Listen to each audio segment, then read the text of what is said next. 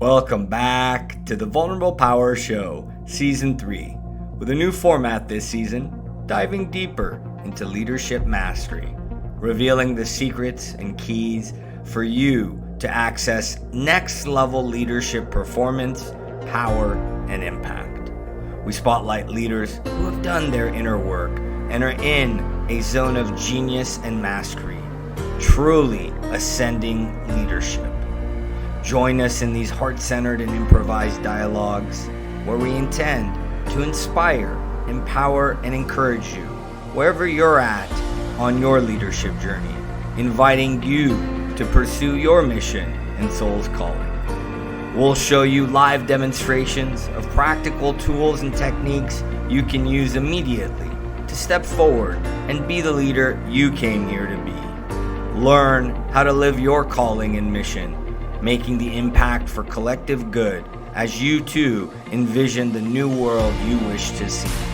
As the Dalai Lama once said, the world doesn't need more successful people. We need more peacemakers, healers, restorers, storytellers, and lovers of all kinds. Greetings, everybody, and welcome back to Season 3 of the Vulnerable Power Show. We are well underway with something that I never even thought would be a show, let alone I'd be doing a third season of it. And when I look back, I see that this was always within my field and I'd overlooked it. Today's a special episode, a special format. This season, if you're new to us and you're new to the show altogether, maybe you came through this beautiful soul brother, the wizard's apprentice, as I call it, so to speak, is we're going to unpack today. So if you're new to the show, check out the other episodes on the YouTube channel.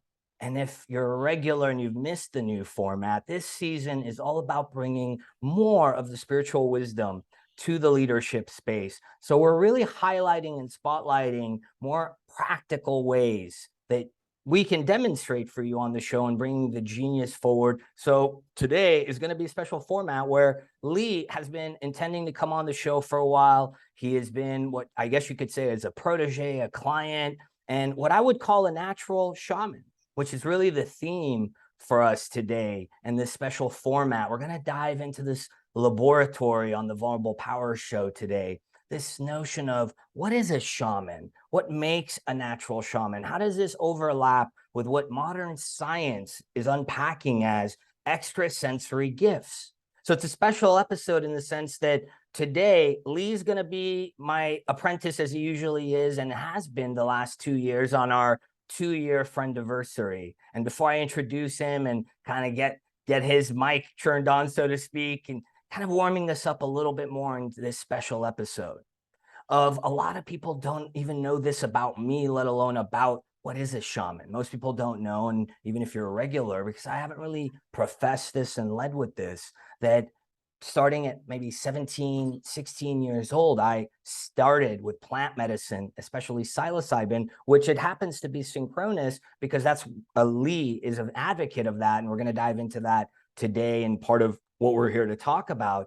And it helped me in what some would call, I guess, mental health. And disclaimer, we're not mental health practitioners. And we're going to touch on stuff that you can make up your own mind and do your own education on. For the most part, what I would have been labeled in modern times, especially as probably a mental health thing. I called it an early midlife crisis. So I went into plant medicine, and many of the regulars don't even know this. When I took my sabbatical, which inspired me to shift from my full-time practice, one of the things that I did is I partook in a ritual ceremony, plant medicine, with a very high-level soul brother who he himself is a ritual magician at a very formalized world elite occult level. And I was blessed to have this during my sabbatical with 5-MeO-DMT, which personally changed my life even more. And I used it in a very intentional way. So some of the regulars may not know this. So we're going to get into this interface, this experimentation, things like shadow work, inner child healing, things that we've talked about, trauma work on the show, only today through the lens of what some misunderstand are really natural shamans like myself. My whole life, I didn't know it. And what Lee has come to realize, you may not call it this, you may not call yourself this if you're listening, mystic, shaman, they're guides.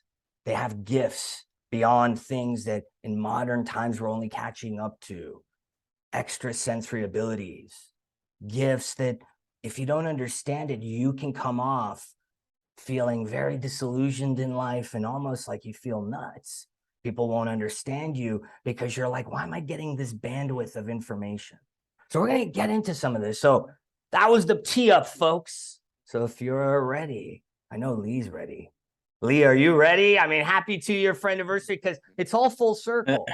Because I met this beautiful soul brother literally through a post about Aleister Crowley. He may not remember it. 2 years and plus a few months ago on LinkedIn, his post came across my feed. He had an owl. He put a occult post that's tied to this ritual magician soul brother that I knew, a very dark, let's say, order, so to speak, if you know what I'm talking about, which is fine. That's judgmental. I don't label it as such. There is no dark. It's all, some people may have a, let's say, simple fancy. So that quote is what brought us together. I don't know if you remember that, Lee. So I'm really excited.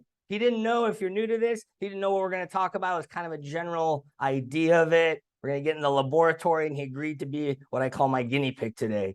So, Lee, how you feeling, brother? I know you had to be patient for me to get that long-winded intro out. Thanks for being here. After 2 years, I'm used to it. So that's nothing. We're going to unpack a lot. You're going to Yeah. hear things that, like, Lee has agreed to talk about that I would say are part of the messy transformation. And this season is more about how you can step into your genius, as I said. So I'm really going to unpack things with Lee that we haven't really planned, as is, this point of our show to be inspiring, encouraging, and empowering about some of the stuff that he's experienced with me, some of the disbelief, some of the, calling me a devil worshiper, or ironically, says the guy who posted a devil worshiper quote. So how you doing, man? Let's warm you up. Like you are, I don't know how to introduce you. You gave me your bio like everybody does. I mean, I didn't know you do jujitsu. So let's start there, because I didn't know you did jujitsu. And I was like, oh, I learned something new about Lee. Yeah. That was one of the things I had a family member that was big into martial arts. Um, and through that and through not knowing who I was when I was younger, I would constantly try to gravitate towards different things that other people were doing around me, whether it was different sports, martial arts, hobbies, addictions, whatever, right? So it's like I fell into that. I was real big into weightlifting and kind of fell into the martial arts scene. Never really did it too structurally. I've been to a few different schools, but a few guys that we train with back home, they did some general mixed martial arts, local fights in the area, and would travel around. So I got to do, a lot of different modalities that way: jujitsu, karate, ishinru. Uh, Never really understood what I was doing at the time. Always kind of had a natural ability to do some of those things, and really enjoyed the mind body connection before I ever knew what that was. So looking back at it, it's something I definitely want to get back into. I love how you said that. I didn't know what I was doing at the time that I was doing it. I mean, that was my life story, because I came to learn, as you and I have told you candidly, some of like what I'm unpacking as a practitioner when I work with you is, let's say, newer stuff that I have to consciously make sense of. And I go, oh, is that what that was? So yeah, jujitsu. I don't know, you knew this about me. I did jujitsu against the audience, and you and I are going to learn things about each other, I'm sure, that we in 2 years didn't even know, as intimate as we've been as soul brothers. So it's very, yeah, it's structured only, Brazilian Jiu-Jitsu has its tenets in a lot of the Eastern philosophies. A lot of the, stuff, judo, that comes with a, let's say, philosophical, energetic understanding. So would you Yeah. say I didn't know what I was doing? It's very beautiful, because that's the theme, more or less. You didn't know you were a natural shaman until this crazy guy came along. And then I had teachers that went, hey, you got these things, aren't really this, it's this.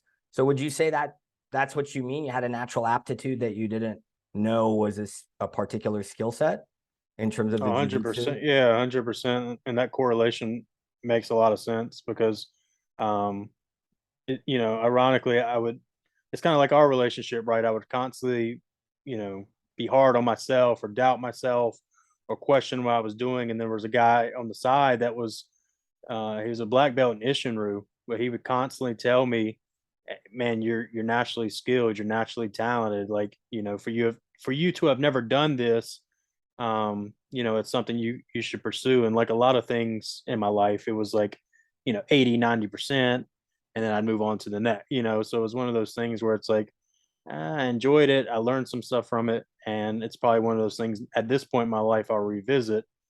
And then, it was one of the things, like a lot of other things we've talked about, is something I was doubting within myself. Lee, if I were to ask you, what's a shaman? What is a shaman?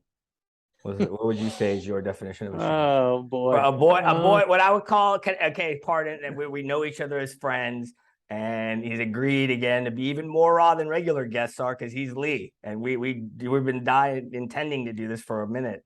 So what I would call a hick, right? I mean, most Americans would say you grew up in a hick town, right? I mean, and you're this kid who, when I met you, I'm like, Lee, you're gonna blow the universe away, because when they hear you talk and you sound like Jeff Carlin spouting multi-dimensional wisdom, you don't even know what you're saying now. I mean, you're projecting into the space. As I often do, take some notes, some crib notes for what'll come into the video notes and stuff like that. I'm naturally talented, which, before we hit record and we did a little mini meditation and get warmed up, because Lee looks up to me and sometimes he gets a little intimidated, as you can see, the little deer in headlight look on him. It's kind of cute.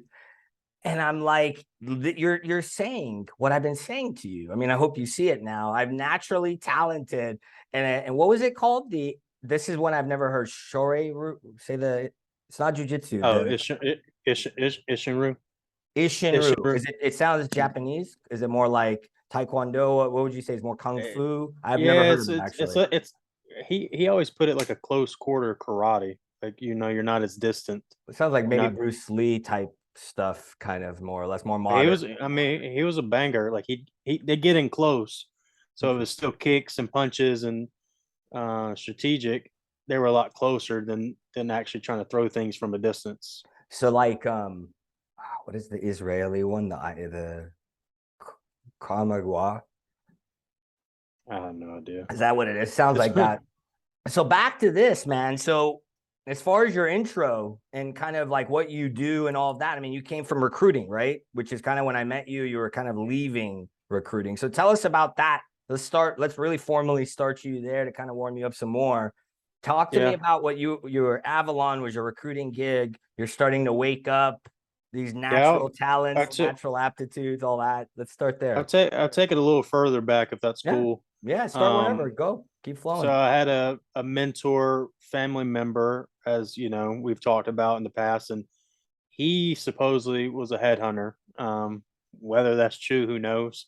I'll rest your Um, soul. Big D.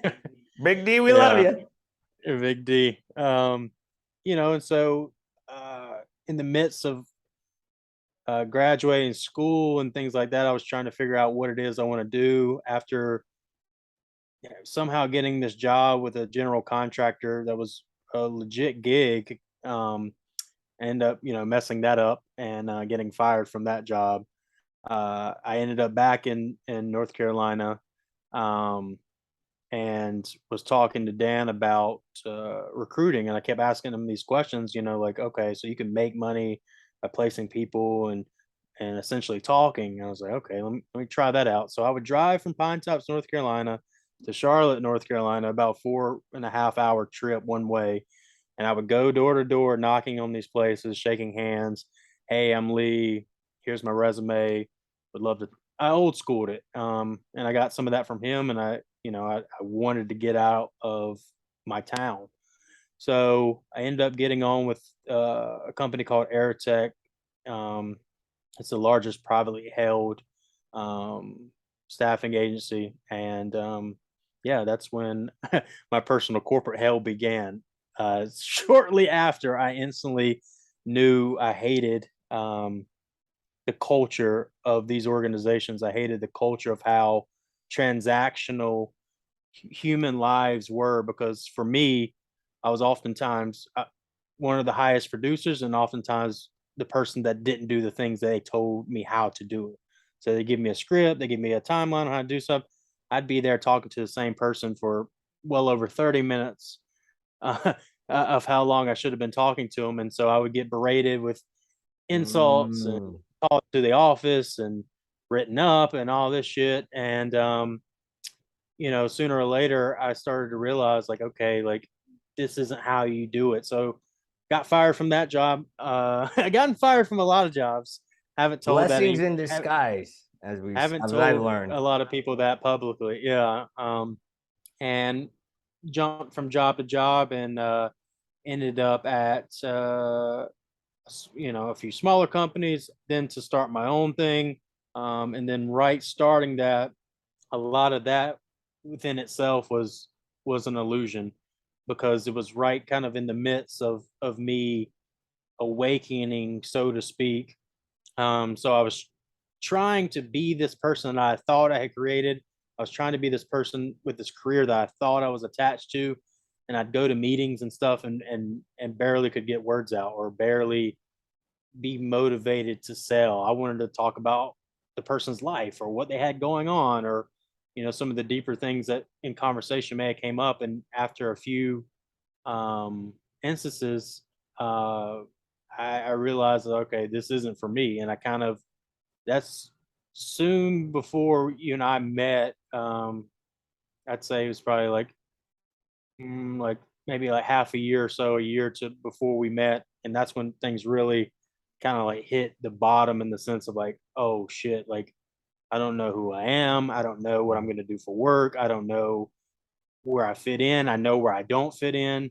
um and I was kind of in this existential crisis of like, oh man, like I started doing all these random gigs, and I started dog training, I started doing a lot of other random things. So to answer your question, that's how that kind of evolved from seeing a family member do it, to going and seeing how it was really done and how corrupt some of those things were. And then, falling into the LinkedIn scheme and all that. There's a lot to unravel there. So Oh yeah, it's, yeah. We'll get to that because yeah, that's the thing you and I have exchanged messaging on, and something that I think we've exchanged conversations on indirectly. So I love this already, as is usually par for the course on the show. You're really unpacking stuff.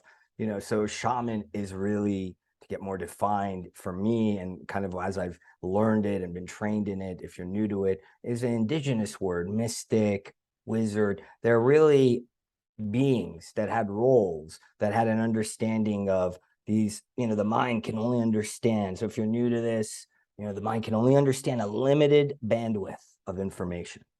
And beyond that, we go, I don't know. I don't know. And, a lot of that can even be emotional. It could be subconscious stuff. Doesn't necessarily have to be the stuff that a shaman is like a guide. They have the ability, the natural talent or aptitude, as Lee kept getting in his life up to meeting me. So I love what you've unpacked, because as is the par for the course on this show, I wanted to make sure I put a dovetail on that definition of a shaman. What is that? It's a being that guides us in an extrasensory way, helps us make sense of things and makes the unseen seen. Is very transformative. It's very much has a mystical connotation. So for me, they're not synonymous. That's what it means. So I love how you unpack this. So let's look at this. Personal corporate hell.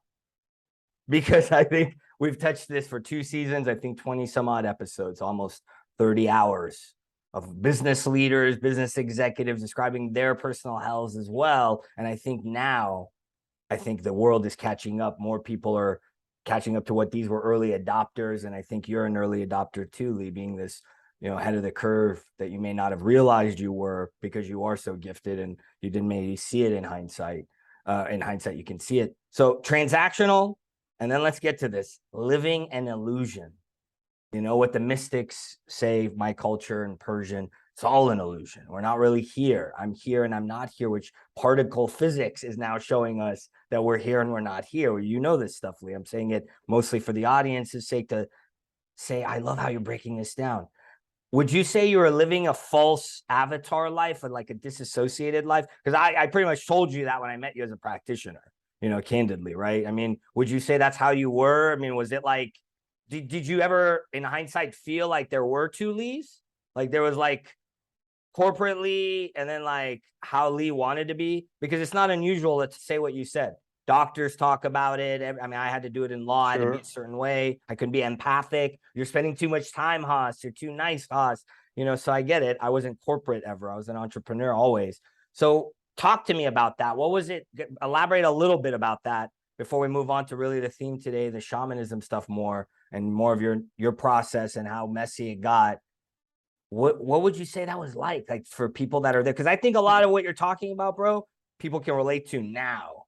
Because you're what you said to me, if we were to play it back to you when you watch this, you may see what I'm seeing multidimensionally. It's very beautiful how you laid it out, because that's people are burned out because of it. I try to keep it to a little bit. That's hard for me sometimes. No, man, I blabber on more than you do, as you know. Thoroughness is a talent, my friend. Do not hold back. Open that throat center. Step into that Rahu, that Saggy North Node, like I keep yammering on about. Go. So talk to us about that. This illusion, this false Lee and the real Lee. What was that like in the nitty gritty day to day for the people that are in there now? So there's a lot to unpack there, because I essentially felt like that my entire life. Ever since I could remember. And the biggest correlation that I saw in corporate, and I've heard it referenced by other people, is high school. And I hated high school. I didn't know or love myself at the time. And then I also hated what I experienced in high school, as far as like the structure of how things are, and the brokenness of how early on you see people start to form, and how you're trying to figure out who and what it is you are, and there's so much chaos going on within that little realm, and you're locked in that prison for so long, so early on. So it transitioned over into corporate, I remember sitting there one day, and I said, if this is how my life's going to be, and if this is what life really is, like, and this wasn't, and I'm sure we'll touch on suicide this at some point. This wasn't a suicidal reference. It was like, I'd rather not be here. Like, I'd rather be on another planet than to be sitting here doing this, what I went through for 12 years plus, and then another 4 years of college. I'd rather be sitting staring at a crack in the wall in the corner than to be sitting. That's how bad it was to me. Is like and it ties into what you're saying about the fakeness. It was like another dimension. It was like being in another world, and I couldn't make sense of it at the time. It's like, essentially, people would come as they're pulling up to the place. They would put this mask on, and they would become this other being, and then they would take everything that was going on in their lives and project it onto others, whether it was issues with their wife or their kid or their health or their business transactions, and then they would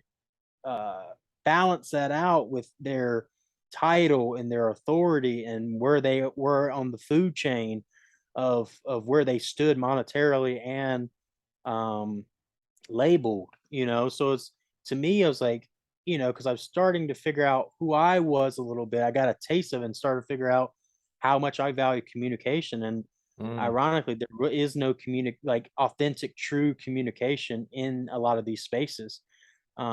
Everything's fake. It's so fake to the point. And I think it's not as much as it is about the entity of a business as it is about the people. And the more people you start to gather in something, you start to see these patterns more. So, you may It's not see aggregate, that behavior, or what in shamanism they call behavior egregor.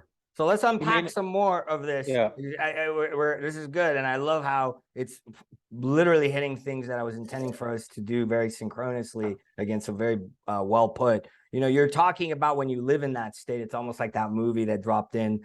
They Live, with the glasses. It's, I think, even before my time. So it'd be I thought about that movie before coming on the show. Well, so because you're attuning into what is the field of possibilities, which is a shaman, quantum field, 0 point field mystic, blah, blah, blah. So it's interesting because what you said was, and we'll get there, because a lot of people we've touched on this here and there, not this way, because I've never really spotlighted myself. And in a way, that's kind of what we're doing here, is like kind of allowing us to unpack your journey and then do it in a way where it's my craft, as we'll be touching on more and more. So it's funny because as a kid, you were different. I would say everybody that's been on the show has hit something like that. That's going to be on this season even. It's a reoccurring theme. And then something we didn't really get a chance to talk about that I'm going to put in the link for those that are new. The movie Crazy Wise, it's a documentary that talks about how maybe these extrasensory gifts are misunderstood by the modern psychological, let's say, mental health. Again, not bashing anything, not professing we're mental health practitioners, giving you food for soul, food for reflection. There are some that are anomalies that we're trying to put into a box. Lee, myself, many of you that are listening, it's more than we know in society. There's labels for it. We've talked about highly sensitive people, etc., on the show. The other thing in the link I'm going to put on that I sent to Lee, and I said, Lee, you got to check this out. And he says, this is brilliant because Tom Kenyon is, let's say, a mentor of mine, not non-personally. I don't know him personally. I'm going to put in the link. Tom Kenyon is a psychiatrist, therapist, has a formal license in mental health, and started to download from higher dimensional beings. He would be what I would call a natural shaman as well. And these beings are a subset of beings that in ancient Egypt had a name called the Hathors. You could check out his work. Now, this link I'm going to put in, other than Crazy Wise, is a conversation Tom has as to how you can discern. And we're not going to talk about it on today's show because who are we? We're not mental health practitioners. Tom Kenyon is. And he talks about it a few years ago. Lee even found it fascinating a few hours ago when I sent it to him because I said, I'm going to mention this today, and I'm mentioning it now to make sure I get it out of the way, so to speak. And this is very important for you all to check out. 30 some odd minutes, 3-part conversation. You want to go further, an hour and a half, the whole 3 parts. In this first 30 minutes that I'll put in the link below, Tom tells you, how can I tell I'm crazy, mental health issues, versus I have extrasensory gifts and I can see things like Lee can. And I say things like, I've always felt like I'm from another planet. Another planet feels like home. You know, it's almost like people, Haas, were living in a lower dimension. It's like they were fake. This is like, there's something about this substantively. Plato, as Lee knows, and many would know, would call it the Neoplatonic allegory of the cave. We're all in illusion. You know, when I met Lee, this is the kind of stuff he was posting about, you know, occultists, philosophers, new age, spiritual. And that's why I was like, who is this young man? I said kid at the time. I was an ageist. God, Haas, you're such an ageist. And I say this to get this out of the way. Sorry to kind of butt in, Lee. It's this notion of Lee is saying this stuff that we've talked about on the show. Personal hell, living in a lower dimension. We'll touch on what it was like to be a kid, because I would say, given your aptitude, your skill set, or as a friend of mine said to me what I said to you once, you don't know you're a genius. You don't know you have these talents until somebody who has them holds space for you and says, hey, Lee, you have these talents, like somebody did for me earlier. So when the teacher, you know, student is ready, the teacher appeared, as you alluded to, is a little before we met and our paths synchronistically crossed, that you were going through this hell. And I love unpacking this in a way that I'm like, this is brilliant, because you're seeing it more and more, what everybody else is kind of stuck in, and they called the Maya, the illusion, you know, the unseen that nobody wants to talk about, the elephant in the room. And it sounds like right before I met you, you were in a limbo transition, because that's how it was for me. You didn't know what you knew what you didn't want, only you didn't know what you wanted. And you're kind of like, I know it's not this. I don't know what is this. So what were the passions that started to emerge for you around that time? Like that's kind of like the essence of what you play with now. What are like the elements that you start to dance with outside of this to explore more? Yeah, passion's always been a weird word for me because I've never been that person that was able to put my finger on one thing. I was like, okay, I love this. And so my whole journey has been about that, figuring out what it is that I love so much that I could wake up and obsess about, and think about every day. Um, and at the time when a lot of that stuff was starting to unravel, I mean, as you know, and some people don't know here, is I was in a relationship, a very karmic relationship that taught me a lot, that changed my life tremendously. We eventually had a son together, and I'm sure we'll touch on that. Um, it was a period where I started doing nothing, where I it was one of the scariest phases in my life because you have so much outside noise, whether it's family, friends, finances, bills, responsibility, uh, even how you appear in life. I got to a point where I didn't want to leave the house. I didn't want to do much. I didn't want to, because I was stuck in the phase of like, oh, Like, what happens from here? And so, and that's right The before you and Dark I Knight. met. Yeah, we've talked about that ad nauseum. Yeah. Love this. Yeah. And I Everybody goes think, through it. yeah, and I think the hardest part in that is like realizing that sometimes the best thing you can do is nothing. It's like, and that's one of the things you helped me realize, is that sometimes oftentimes being still and not doing anything at all is doing something.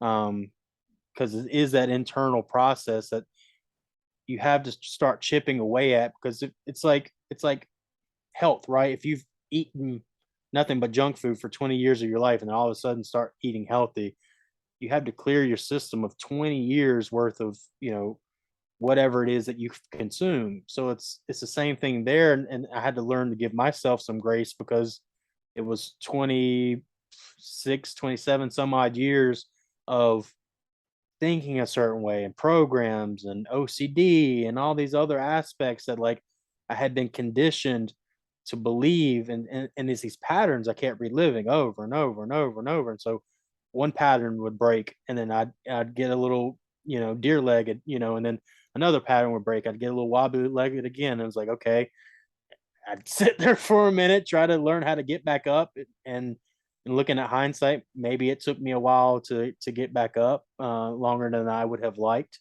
Um, I needed that extra time, so kept getting back up, kept falling down, kept getting back up, kept falling down. Was like, fuck, man, like this sucks, And so you start Messy. doing it over and over and over and over and over and over.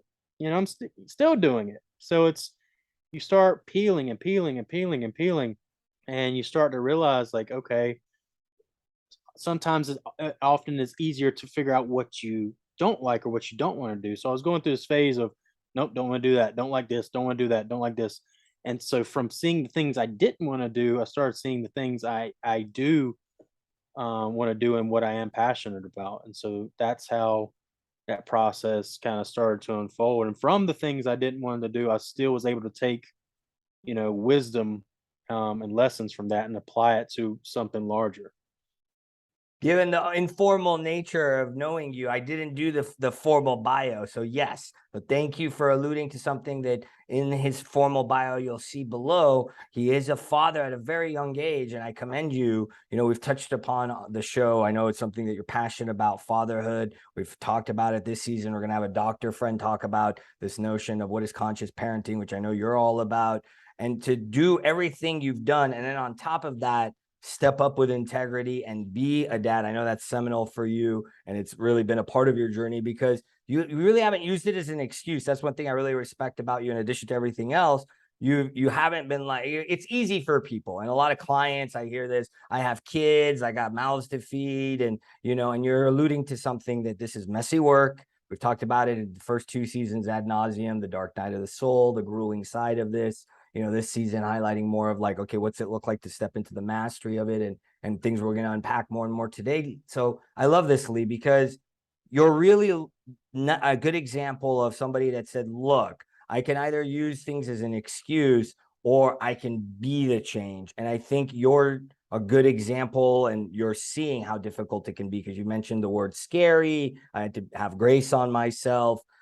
It's not easy. You had imposter syndrome. It sounds like we all do when we have these gifts and we're outliers in society, and we're here to build something new, as we're going to unpack here today. So I really love that about you. So what are these? So I love how you said passion wasn't the thing for you, and you had to kind of learn by a process of elimination. And I love that, because it's like a Renaissance man spirit. What are and it's in your bio. So, I mean, for me, when I think of Lee, is it safe to say that when I think of art, I think of photography, I think of mental health awareness, if you want to call it that. Suicide, definitely something that we're going to dabble on today, because obviously that's something that's near and dear for me with my sibling and his experience. Plant medicine, and again, something that, again, you may not call yourself this. You're borderline, what I would say, is a mystic and a shaman, and you have these natural aptitudes. And that's very much, as you know, what I've been consciously telling you, you've been apprenticing more or less under that. So is art, photography, mental health, plant medicine, I mean, what other elements, if any, and are those accurate? Are those the things that you started to be like, okay, these are things that I'm going to gravitate towards, And what did that look like? And how did that play start for you? Yeah, that's it for now, at least. I've Well, come you to know you never it. know. Yeah, you never know with Yeah, the energy we have. We're very uh, multidimensional. I always Yeah. know with me, things constantly change, and it's even like dog training, right? I was super passionate about dog training. There's aspects of it I wasn't passionate about. Um, from that, I learned a lot, even that translate into raising my son when it came into psychology and patterns and things like that. So it's all that to say is all these aspects that I'm doing or participating in now, it may stay, it may fade away, it may go into something larger. And I think that's important for people to realize is that you don't have to attach, and that ties into what we were saying about corporate and things, right? You don't have to attach, I'm an accountant, I'm a photographer, and then that's all you are, right? It's like that saying goes about essentially saying being a master at one or being a master at many things. A lot of people cut off the quote, and really, the quote really says it's better to be a master or generalist at a lot of things than to be a master at one. And I think we've been programmed in our lives to fixate on one thing. What am I? What can I appear to be this expert in? And so I think we really get fixated on that. So to what you're saying, um, I found photography because I was sitting in my own shit and was like, okay, I got to figure out some way to get back outside again and do some things again. And then obviously with my son being born, I had this camera that I bought due to my obsessive nature. Anytime I get into something, I very much fixate on it, learn a lot about it, taking a lot of information, and can do it decently. So I had this camera I did all that with, and then I got afraid of taking pictures because it required me to, there's no rules necessarily. There's a framework to it, and then it required me to be in a position where I could capture things how I perceive them in a way. So it was sitting there for so long, and I decided to pick it up one day. Um, and it's really odd how it unraveled because I really got back interested into it, taking pictures of my son, taking pictures outside, started taking pictures of different things, have done live music, have done portraits, have done family, weddings, all these random things. And I started to see what it was I truly enjoyed about photography. It tied back into who I was, observing things. It tied back into capturing a moment that others may not see, or capturing a moment where I saw differently, and being able to document that and give that to somebody, um, as a gift or as an exchange, and say, hey, look, this is something that will stick with you.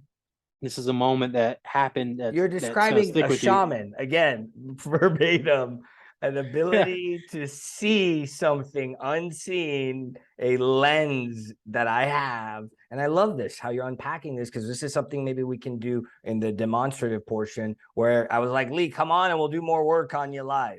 And you're like, okay. And I said, maybe one of this is this. And I love how you touch upon a couple of things real quick that I wanted to real quick recap and say, I love how you're framing this because this is something really multidimensional. Number one, you're a shaman and you don't even know it. It's like the Swingers line, the movie Swingers. You're money and you don't even know it. You're a shaman, baby, and you don't even know it, because then you like to share it with people and share it in a transformative way, like you said, a way that moves them, impacts them that they didn't know. Now, here's what's interesting. I didn't know I was going to show this. I was wearing my shaman amulet, and it was too many gems, and I had to take it off because sometimes the energy is too moving. So it may not come out. It's kind of blurry. It seems like this is the tarot magician amulet. Okay. So the tarot card for the magician, I don't know if you've ever seen this, Lee, or if the audience has ever seen this. The magician is standing in front of a table. They would be the equivalent of a shaman, and they have all these tools. And they have a hat that's like an infinity symbol. So the metaphor from the tarot of this archetype for us to consider is that we're not necessarily, we can't choose. We're so multidimensional in our skill set. We can pick infinite roles to play. And it's the essence that we have to look at, which when we get to the spiritual entrepreneurship journey, if we have time today, because I want to unpack so much, and we'll see how much we get to in the how far we go with this. So I love that, because I would say, again, I had this here. I'm like, oh, let me show this, because I would say that's the metaphor that you're describing to me as Haas. I may have more aptitudes I may have, and it's better to be a generalist than it is to only be, let's say, lopsided or one-sided, to be more multifaceted, to be more multidimensional. And I love this because you said it. I want to wake up and obsess about something. And then I think the book Purple Cow, I think it was by Seth Godin. I don't know if you've read this. It's a BD, a business development book that's very cutting edge. It's been in the market for a while. At the time, it was cutting edge. I would say people still don't know this theory. What he says, if I'm not mistaken, it's Seth Godin, this new age business thinker guy, very geeky, love his style. He says in this book, Lee, and the audience may not know this either, Purple Cow, the book, the thesis is what they call ikigai, purpose, passion, calling, mission. And the Japanese, he has another word where you want your work to be so inspiring that your fan base is obsessed with you. And he has a Japanese word that he calls it. It's not a follower. It's like they're obsessed. It's like they become like, dare I say, not a cult, literally, like your followers like that.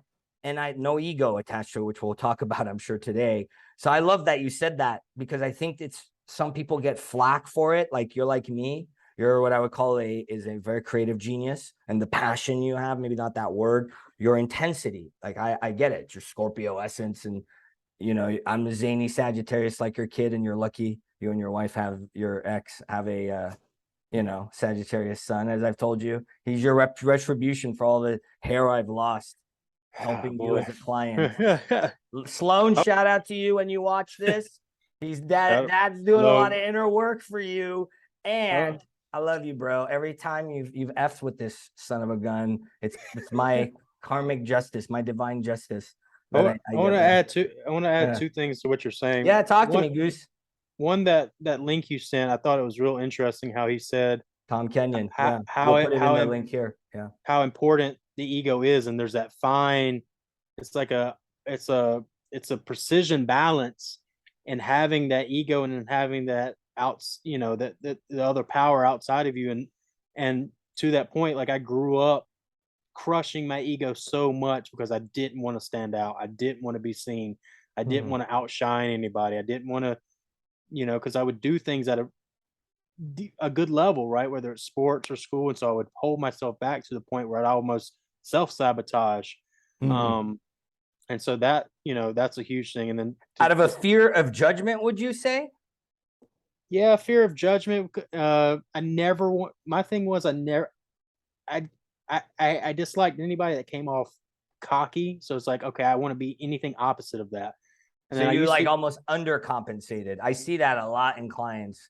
It's like they kind of like go, I don't want to do this, so they go this way and they swing too much, like false. Well, another thing was when I would suppression. Would you say suppression? Is that the word for it?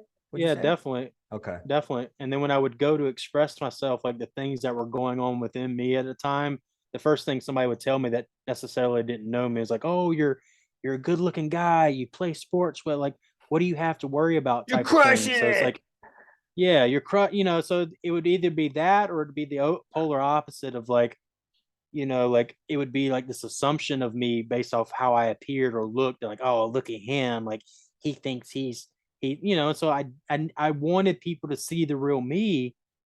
And well, so when you pull back the veils, sorry to interrupt. I mean, that's what you talked about, right? I mean, the mask, when you pull back the veils, I mean, in regular, let's say muggly 3D parlance, non-shamanic speak, as we're all in shamanic speak, at least I am today for this episode, they would say this is implicit bias, right? Because like when you met me, I came off as Middle Eastern Persian guy, Muslim raised and stuff. There's all these implicit biases, which is really hot right now in DEI and all of this. So shamans call these masks, veils, layers that we put on, and they're all illusory. It's not the real essence, and you're talking about the communication, which I love about you. You're talking about raw, vulnerable, heart-centered, different names for it, where the channel of communication is there. You're actually talking about real stuff, not like, hey, Lee, how you doing? Or what you're alluding to, having a judgment of you cast into the space, which is inhibiting you and it sounds like it added to your like already your programs or your patterns that you were re-experiencing, your energy. Yeah, I think it happens to a lot of people, especially early on, because you start getting picked on or you start showing your true self, and you start getting shunned for that. So it creates that shell more and more. Is this where we're headed with this episode? Or are we going to be like, whose victim was worse? No, I'm kidding. Because I would say, honestly, man, I mean, I came to America right after, I didn't know this in human form when I incarnated, came from Iran, 82 born. I didn't know the hottest thing was 79. It was still hot. And I entered the scene, this kooky Persian, which we'll get to today. I mean, I really want to talk about the call we had with your mom when I was going to fly you out to California and gift you some work. And, I was going to subsidize some of the work for you and, as a protege. And, well, I want to get there because, let's get there now. When you were picked on, it was the converse of what we'll maybe talk about more later. If we have time, let's preview it. What I'm talking about is the other side, which is then judgment of being different and how that shows up if you're the practitioner or the shaman who's shining their gifts. And then somebody goes, oh, you seem like a devil worshiper, hint, hint, like your mom did. So it's how it sounds like for you, it was like for me, bullied. I was like the different kid, and then the Persian thing didn't help. Because then they're like terrorists to boot. 9/11 didn't help that anymore because what they'd forgotten after 79, 9/11 clumps Persians with all the other Arabs, and there we go again. So it was like deja vu. No, I cannot eat my feta in school again. I would eat feta, and they would literally, because Persians eat, but many Persians will be like, I know what you mean. And we eat something that looks like grass to you Americans. So that's why I interjected, bro, because I was like, listen, bro. Like, if you thought it was hard growing up as a shaman in North Carolina in a hick town, it wasn't any easier when you incarnate in Southern Cal. They would say, are you eating grass? And that's why I suppress. So it sounds like, again, things I didn't know about you, even knowing all of what I know about you as a practitioner, I didn't know it was as vividly similar because, yeah, man, I was like, and that made me suppress more. That made me, I talk about this when I teach. Manya and I, who and was on the show last season, we teach a lot about this stuff now. In the last year since I did the last season, I'm teaching openly how to use these gifts. And that's something you didn't maybe know about me as much because I'm not publicizing it now. I'm publicizing it more this episode. That's one of the intentions, is to really talk about what I'm gifted at and encourage you to understand more of what you're gifted at and encourage those that are listening on the leadership spectrum that are old souls like Lee and I, or more advanced or more extrasensory. So I love this, bro, because you then said, I don't want to be like them. And then you suppressed. So where was it where when you recently, fast forward, we'll get back to more of your unpacking, when you started to tap into, holy shit, let's pardon my French to the listeners, I have gifts that are kind of trippy. And then you met me, fast forward a little bit, and then your life became even more trippy because here I am talking about you need psychic surgery, shamans. We talk about this as soul retrieval work, soul fragmentation. In modern parlance, they call it disassociation, CNS dysregulation, stuff we've talked about and we'll talk more about in upcoming episodes. So talk real quick about this because you talked about how the disbelief shows up in terms of us suppressing organically. And I wanted to kind of be like, hey, man, it's also tough for us Persians. So what's it like for you the other way? Once you start to dip your toes in what people would start to call crazy, right? They don't understand it. They call it crazy. Oh, that's crazy. That's either devil worship, that taboo starts to come into play. What then? Because you told us the early spectrum and then I interjected, put all this in, and then I wanted to redirect you really quickly. What then? What about that? What was that experience like for you as a being unpacking your gifts? I know it didn't make it easier because I know that as a practitioner, you were more in disbelief and more resistant. And then all these voices played into your own issues and interferences and stuff you had to hone. So talk to us a little bit about that. I know we're out of order, out of sequence. I'm feeling inspired. It's very much a 1 foot in, 1 foot out kind of thing. Talk to us about that. Exactly. Elaborate. I appreciate your vulnerable power. Go. Elaborate. What do you mean? Go nuts. Go raw. I know I keep using this word conditioning. I think it's something that would resonate with a lot of people. It's very much, from 0 to 7, your brain's in this hypnotic brain state. So there's a lot of conditioning there. And then as you go through life, there's even more conditioning. So I think it goes back to being so tied into what we see out here and ignoring what's going on in here. And then there becomes this friction. And then as that friction begins to grow, you begin to detach from the internal to save the external, when normally that's kind of backwards. So for me, it's been this long song and dance of one foot in, one foot out, one foot in. Okay, okay. Now I got 2 feet in. Let me see if I can get my knee in. Let me see if I can get my weight. So I'm going in and out of these different experiences and understandings and feelings, right? Because like you mentioned earlier, it's very much can be a moment of feeling crazy, let Is, alone trying am to I talk to really somebody feeling about this? it. Yeah, exactly. If it Yeah. was, and I've told you this before, if it wasn't for being able to talk to you about a lot of these things, like I don't, it was one of those pivotal moments in my life where it's like, oh, like I need to understand this more for me, and I need somebody that understands it more than me to help me explain some of these things. I need somebody to break this down past my understanding. Um, and so that sums it up. Really, is like this. It's this in and out, and it's something. How did family growing up in a Christian culture play into that conditioning? What our soul sister Miriam will hopefully cover in her conscious parenting episode, more of the medicine and the science. Let's not talk about it because the MD will talk about it for us. The doctor will do it. And I love you. It's a passion of yours, and I love it. Obviously, your father, and we'll touch on this, your own upbringing more and more, as it was like mine, misunderstood, mislabeled, as you're already saying, and own self-judgment. What was that like? Because I know I got a taste of that, right? For the audience, they don't know. Let's be raw. I'm gonna fly him out to do some more intensive work, and his mom gets whiff of this, and your mom says the following: Who is this crazy guy? What is his intention? Why does he want to help you? You don't know me from Adam. So I suggested, because my mantra, even with outside of the show, this is not a show for me. This is my mission. Let's get her on the phone, and you sound like crazy devil guy, right? I mean, Well, you're trying to sound as nice and professional as possible. It's just a train wreck, and she's wigging out, and she's like, what are you gonna do? What? You knew the soul of my what? I mean, for the audiences, let's back up a little bit. Our first conversation, Lee, to refresh your memory, right? I mean, we get on a virtual coffee, as we say. I remember it was like 3 hours long. Correct. Parlance wise, we get on there, and what did I say to you? I know you. You're an old soul. And then all of a sudden, I say what Tom Kenyon talks about in the video we'll put here, what they would call channeling, what I teach with Manya. It's not really, I'm not channeling. I'm using my extrasensory gifts. There's pathways that we have access to outside of only our intellectual brain and our sensory portals. So literally, what did I say to you? I said, oh, I knew your deceased mentor, uncle, this and that. I knew you in another iteration, another dimension, another lifetime. And how did you feel? Because you were like, what the F, unicorn? I remember I started having trouble breathing.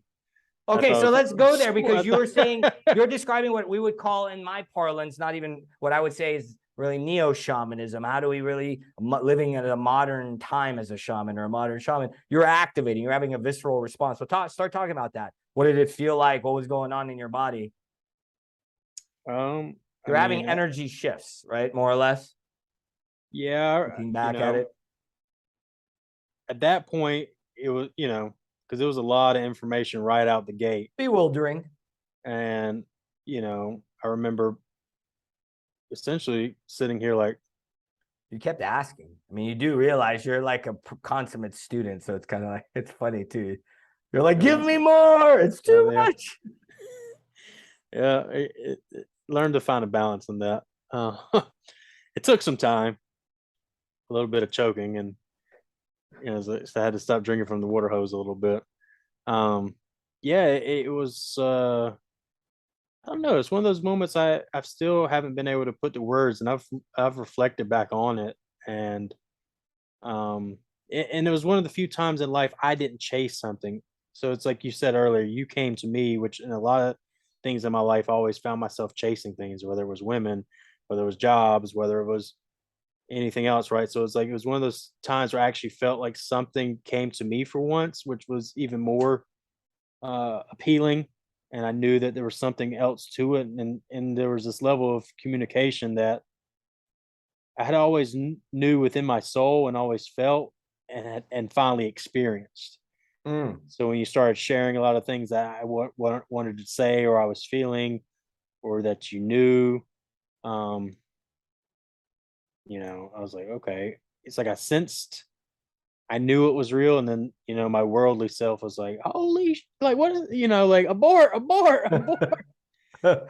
Well, okay, right? Because this is when we teach this with Manya. My programming was culturally, it's don't talk about this. They'll judge you. They'll catch you. Which is probably the persecution over lifetimes of witch hunts and things and Spanish Inquisitions and what we've done collective healing wise that we need to undo, which this episode hopefully will do some of that. It's funny because it confirmed what you always felt, right? Again, more shamanic. And you talked about this earlier. You need a bigger capacitor. You didn't say it in this parlance, and that's what a teacher is. It's higher dimensional. Use David Hawkinson's lingo, as you've learned. It's a teacher or master or guide or wizard or shaman. They've done the inner work, the shadow work that you're learning. You've done with me on my watch, the inner child healing trauma work, which we'll hopefully get a chance to talk about somewhat. And then this notion of you raise your vibration, you bring in more light, you reclaim your wholeness more holistically, you come up in frequency, as the ascension sciences, they say you raise your light vibration. And so then you have a bigger vantage point as you're learning, right? So then it's not, yeah. So then you kind of experience what many experience with me, and I've had to learn to modulate the transmissions, the information that comes into me that I can then hold. And then that's for you, whoever's sitting in front of me, the team, the organization, the leader. So then what's interesting for me is you touched on that. You say that without even saying it earlier, that you need that because we all need it. I had capacitors that then overlit me, that helped me raise my vibration, remove these veils like you've done very brilliantly to see more clearly. So then your conscious form does what everybody's does, is what you're describing. You start to go into dissonance in My different ways. foundation was weak, like that video mentioned. Yeah. Like my worldly ego foundation was very unstable at that point. So when I was Define, what do you mean by that? My sense of self, I was very much in a phase of how do I love myself, because I didn't start loving myself until about a year or two ago. Maybe around the same time my son was born, so almost 3 years, whatever. Um, my foundation, so it's like they mentioned, and that's why I really like that link. It's like he mentioned, like your worldly ego foundation has to be strong, so that way you can gather that information and be able to balance it and take it in. And so here I am looking at poor, weak, feeble Lee, and then here I am getting blasted with this information in the sense of like telling me who I am, what I was, where we've been, where we're going, all of this. And then over the course of a few years. And so it's been that balance of like, okay, how do I get that, the worldly self to catch up to that? And and sidebar, I even think that ties into what I was texting you, yesterday and stuff, because I expect higher of myself in certain ways now. So it's like, okay, you still got to continue. Icarus effect. And I always tell you, because you came off as somebody who knew it, you kept asking in that initial dialogue, and then you've had to learn in this balance of how, what we would call integration, because as this higher vibrational information comes in, as you open up your antenna, and if you're a gifted antenna, which you are, and you're not honed, so you can get all sorts of signals, including kooky dark signals, which we'll probably get a chance to talk about, which we would call very advanced shadow work that I've had to do with you. That's very advanced soul work as you're learning more and more in your own way.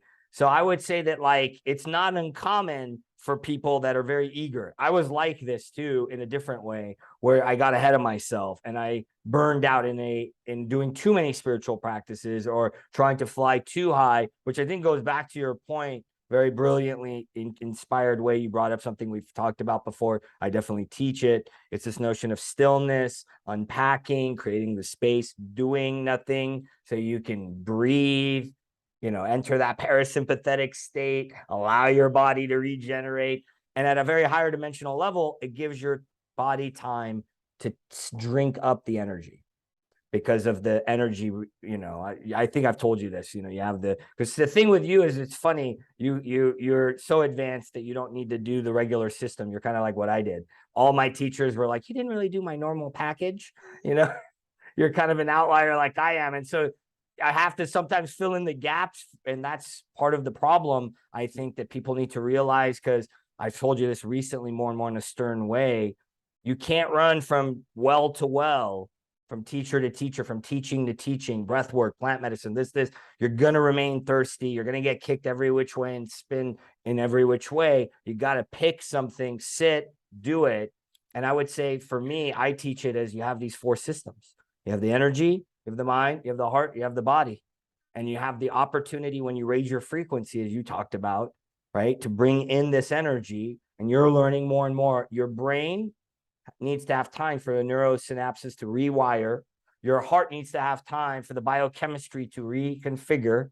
Your biocellular needs to have time, and your DNA is going to do something that only science is catching up to, what us ancient ascended scientists used to say, ascended beings used to say, which is then the light goes into your DNA, and then you activate what the ancient mystics used to say, superpowers, heightened gifts. So would you say over time your zany has become zanier, your antenna has opened up more and has become more refined? These aptitudes have become more refined? Yeah, definitely. And I'm in a phase now of refining the filter of that. Because you can get, like you said earlier, you can get so much of it. So it's like Discernment. continue to attune that radio, because it's like the saying goes, what it's, if your roots grow down to hell, the tree can grow higher to heaven, something like that. So it's like I've been able to sense some of the darker things so much, so now I'm able to sense the lighter things, for All about simplistic attunement. terms. Yeah. So it's like, I'm still in that balancing phase of like, okay. And again, it goes back to what I was saying earlier. I've learned to be easier on myself, because, like, we've known each other 2 years. 2 years is nothing in comparison to how long sometimes this stuff can take, right? And it's Marathon, not necessarily a not a race. sprint. And I've Correct. always been the person who was like, how can I collapse time, whether it was photography and other stuff, right? Like, how can I learn this the fastest to be able to do it okay? Where this is the complete opposite, where it's like, okay, it's, there very much is a dance of it's gonna be like that. Mm-hmm. And so it's It is it's a about, dance. Life's a dance, and we need to learn to dance with it. The energy field's a dance. I love how you're wording it. and the irony is, it's like in other things, right? You can't necessarily get up and, like, with that anger and with that resentment and, okay, and I'm gonna, like, accomplish this kind of thing. No, because then it's gonna knock you down even harder sometimes. And um, you know, perfect example of that too is, like, plant medicines and things like that. When it, you know, going Arrogance. going too hard, and in the false shamanism with arrogance, in the sense of, because that's what you said earlier about your type of work. There's plasticity to it, and how it can evolve, it can change, it can, doesn't have to be this one curriculum where it's like, okay, this is your packet, this is what you do, go out and do it, and then tell everybody who taught you how to do it, right? So there's never been that arrogance or that, um stuckness, if that's even a word for how things have to be. Mm. And I think that's where these false shamans you get on, you see these breathwork coaches and these plant medicine guides and these, all these people, they're like, okay, this is my curriculum, this is how you do it, this is what I've developed, this is what I've done, this is what you should do, this is how you should be, this is how you should live, this is what I did, you do it. And there's nothing more that probably gets under my skin, than seeing that, because it's taken a vulnerable person in a place that's, it's not a joke, and I looked at this stuff as a joke for some time, and then inside I knew and I felt, okay, this isn't a joke, this is real. I may not fully understand what I'm seeing or hearing or experiencing. I know what I'm feeling. Humanity's catching up, aren't they, Lee? I know what There I'm feeling. are higher worlds and unseen worlds and dimensions that Hollywood is kind of showing us and we're catching up to. So this is interesting. So let's go back for a second, because this is not go back. Let's kind of bring something forward that you're bringing up in a way. So in terms of leaning in, right? Because there's so many false prophets after a prophet that I was accused of by a fellow LinkedIn buddy 3 years ago, blocked me. And after leaning in, and then what I wanted to flush out some more if we can, because you had this experience with me through your family, especially, and I know I had it even with my own family, curbing my gifts because of fear of judgment and culture, and then religious taboos, and being a devil, called the devil worshiper so many times, can kind of make you go, all right, these gifts are not that. I'm God fearing, and people see Jesus when they work with me, and I've never, I'm not a Bible person. So it's weird in that way, as you've experienced working with me. So let's bring this forward in terms of doing the work. So you've touched on brilliantly, don't go too fast, no capacity, don't try to drown yourself, when you're ready to teach your peers, and then learning how to, unpack it and all that. Let's back up a little bit. The resistance, right? This disbelief, as I say, the magic only works as much as your belief allows. The energy will only go as far as you allow. That's what's keeping us stuck, is our diseases, our mental, emotional, biological, and energetic constrictions, as shamans would say, as healers would say. So what was very glaring for me was that you had internal resistance, partially because there were so many false prophets. You're like, is this guy one of them? I don't understand this, as you already said. Holy cow, what does this mean? This is scary. You touched on this. This is really important shit. Your soul at this level of work is in somebody's hands. It really is. It's not, they can't kill you and do, that stuff's, that you'd have to be a really bad, dark person and very gifted and very sorcery to do that. And there are those beings, God bless them. For now, let's real quick, because I think it's important for the audience to hear this. And I have the blessing of having you here as a protege, that it's a unique episode. What was your experience like early, meeting Haas, before you cross the trust barrier to do this very advanced work and trust to that degree, right? Because you need to, as you've learned, trust, whether it be a teacher, trust yourself. You got to commit 100% or not at all. 1 foot in, 1 foot out, as you said, right? You can't do that and do this work, learn, grow, expand. So what was that like? Resistance, disbelief, flush that out some more for us, if you're comfortable with it. Yeah, Like, especially in relation to your own family, your human experience, and then how you overcame it in terms of doing deeper work at a higher level, at a more, let's say, illogical level for the audiences. Yeah. So I'll say this real quick. Yeah. So, in regards to my mom, and I think we love. Who we love. I love you. I forget your name. I love you. It's been a while. If you watch this. I think we need to realize that, our parents, parents, and everybody, like, they've all gone through some shit, right? And so it's like they can with what they know. Amen. That's right. And that's the one little shout out that I want to give to her, is that shout out to the moms and dads before us, ratioers. If it wasn't for her, I wouldn't be here. Correct. I would have killed myself. So I want to put that out there. In contrast, to see is like, while some programs can be worked through, to especially when it comes to our children, right, and to lay new foundations there, we still have, our parents, and other, they still have their programs, right? So it's about understanding and meeting people where they're at. And that was a big conflict I went through, especially when I had to move back home after my breakup. And so we were at each other's necks.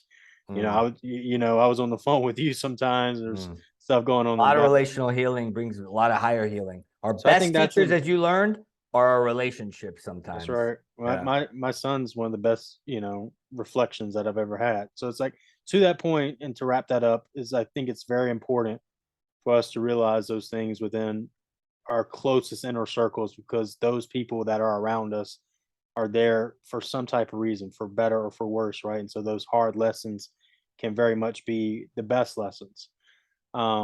Deep curriculum. Our biological bonds are the deepest curriculum. Amen. I love how you phrase that. Yes. So then, to tie that back into what you were saying, I was constantly looking for holes and everything, because my mind was so conditioned as growing up.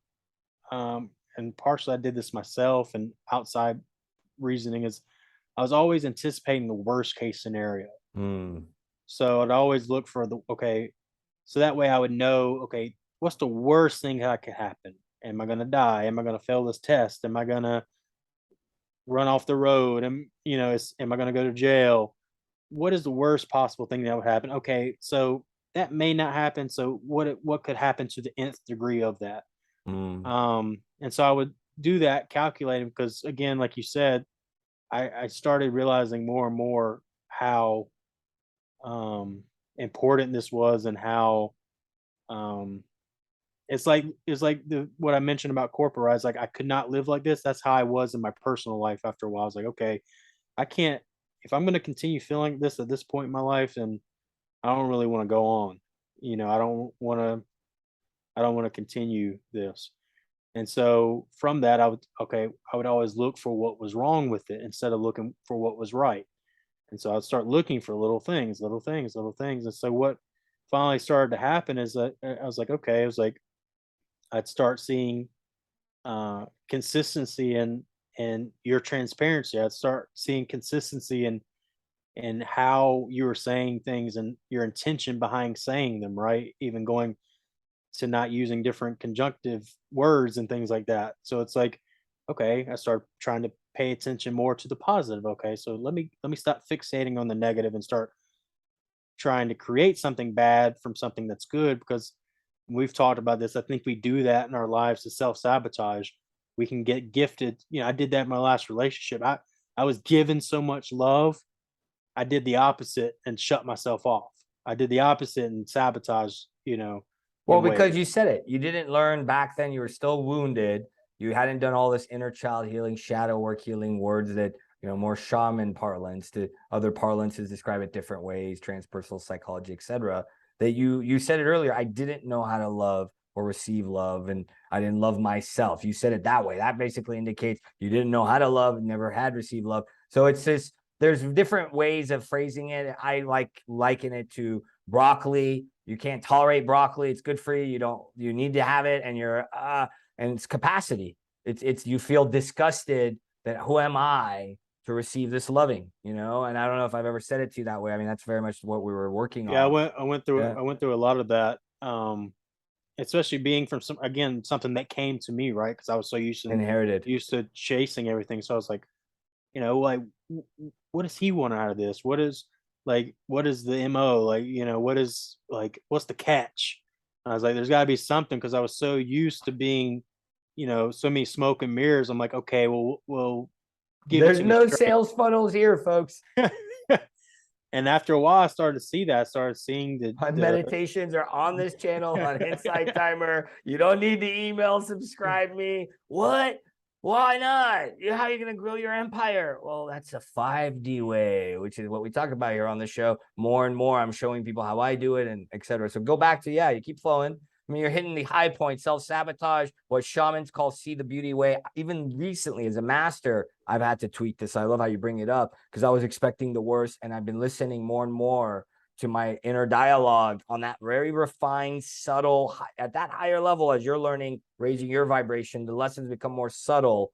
You revisit them at a different lens, at an expanded awareness point, and you go, oh, only it's a different vantage point. So I like this because you're unpacking how what shamans say the beauty way. It's subtle when you change your lens, and then because of the energy, you attract more of it and you become more of it. So I was too good to be true. I get that a lot. And it's like, well, what the heck? And it's a catch 22 because some humanity is in what we would call the lower dimensions.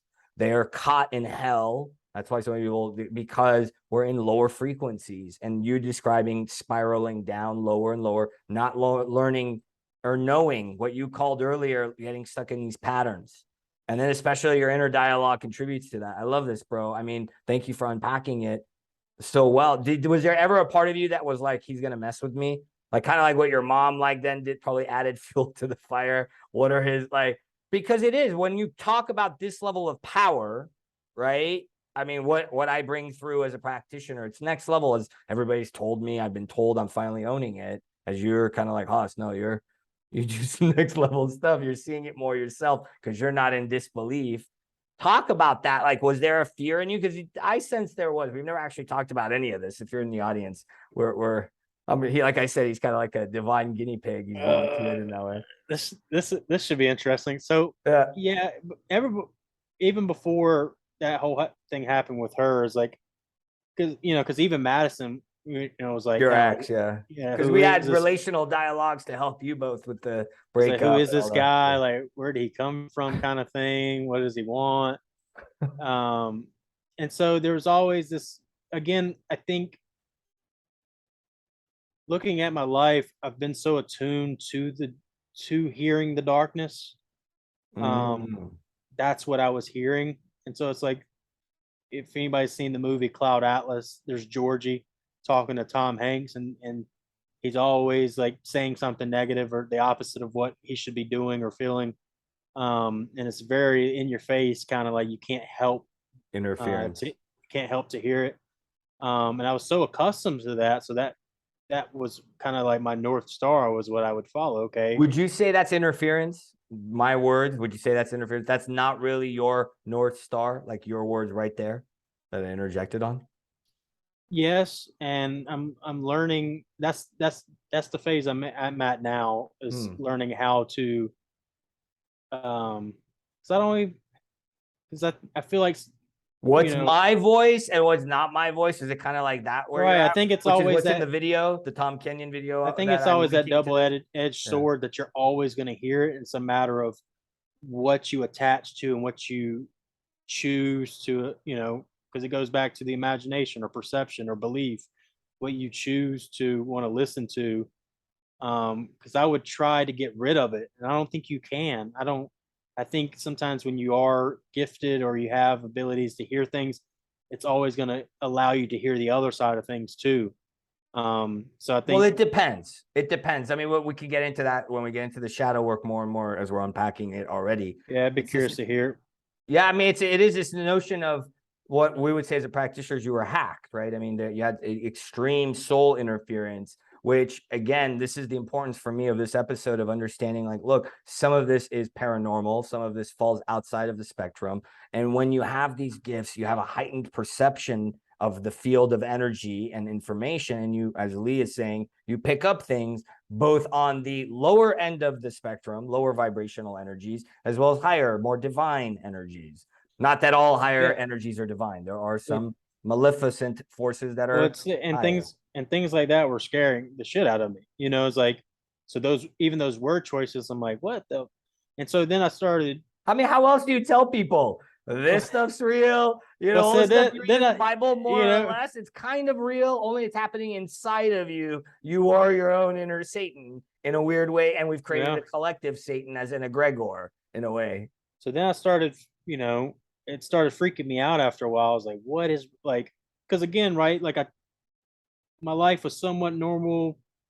Psilocybin opened me up to some experiences. I was starting to figure some things out, and then this guy comes in, sharing all this thing. I was like, what is going on?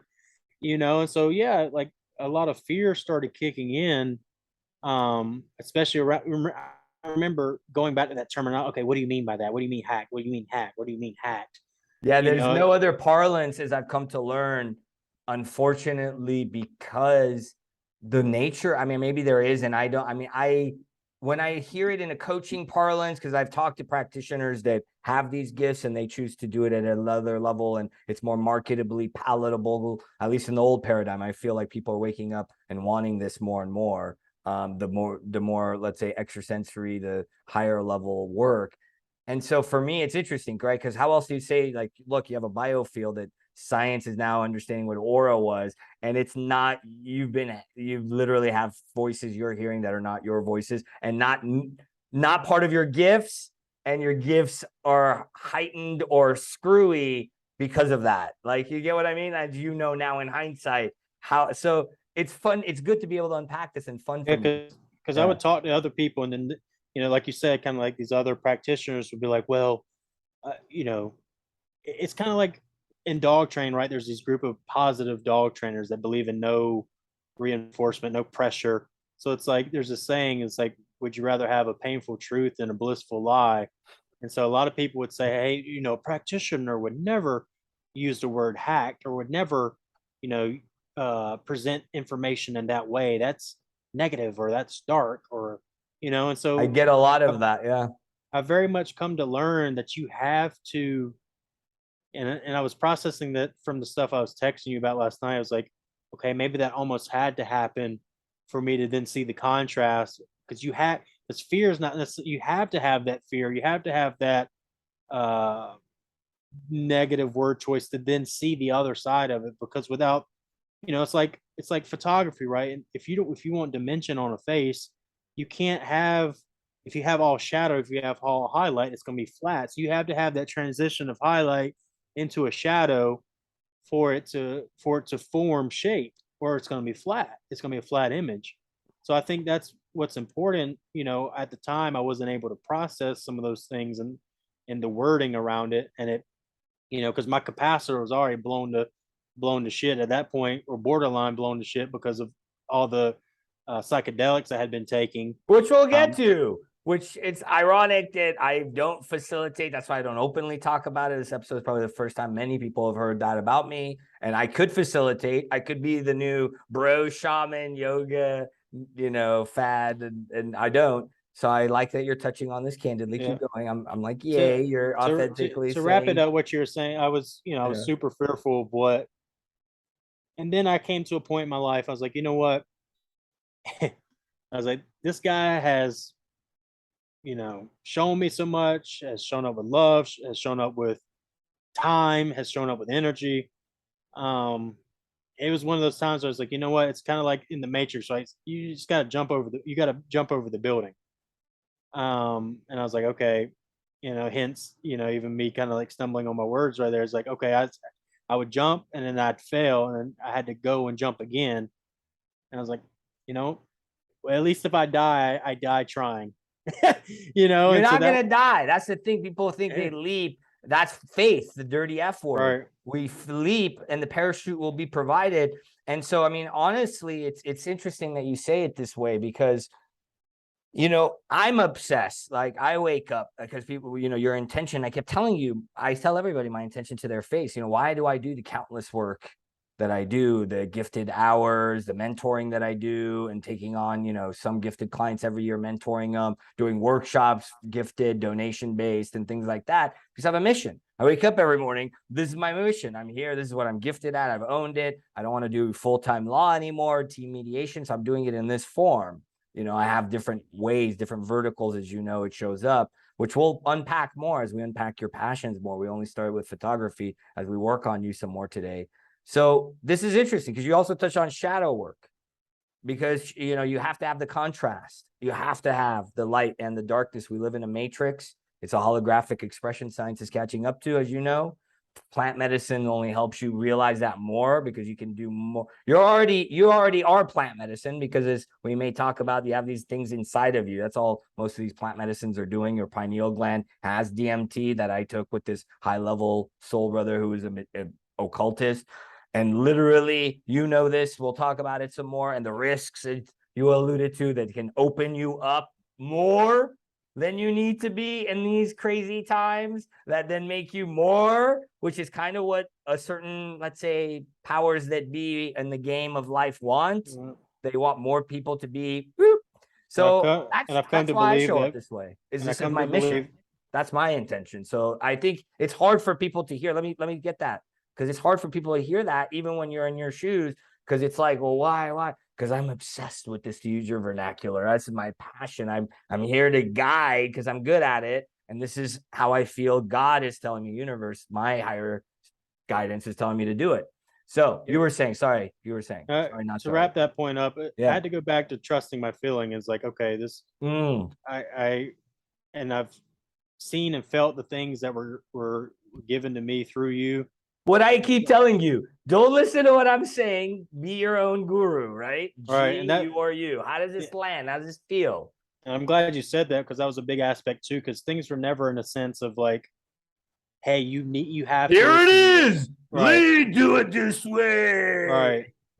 Because I think you knew, and then I kind of knew. I was like, all right, I gotta kind of like figure this out and come up with my own way, and then maybe be lazy along the way, and then not listen and be hard-headed. So there's this evolution of things. All that to say is that you kept showing up. It's like, okay, it's because you're adorable and you're worth it. And you kind of kept It's like, texting me passive aggressively. This guy's either the best liar in the world or a super caring individual. And so Or basically, both. I'm all of it. None of I it. gotta go. It was only, tell the audience, when was it that you actually were like, no, this guy's like legit?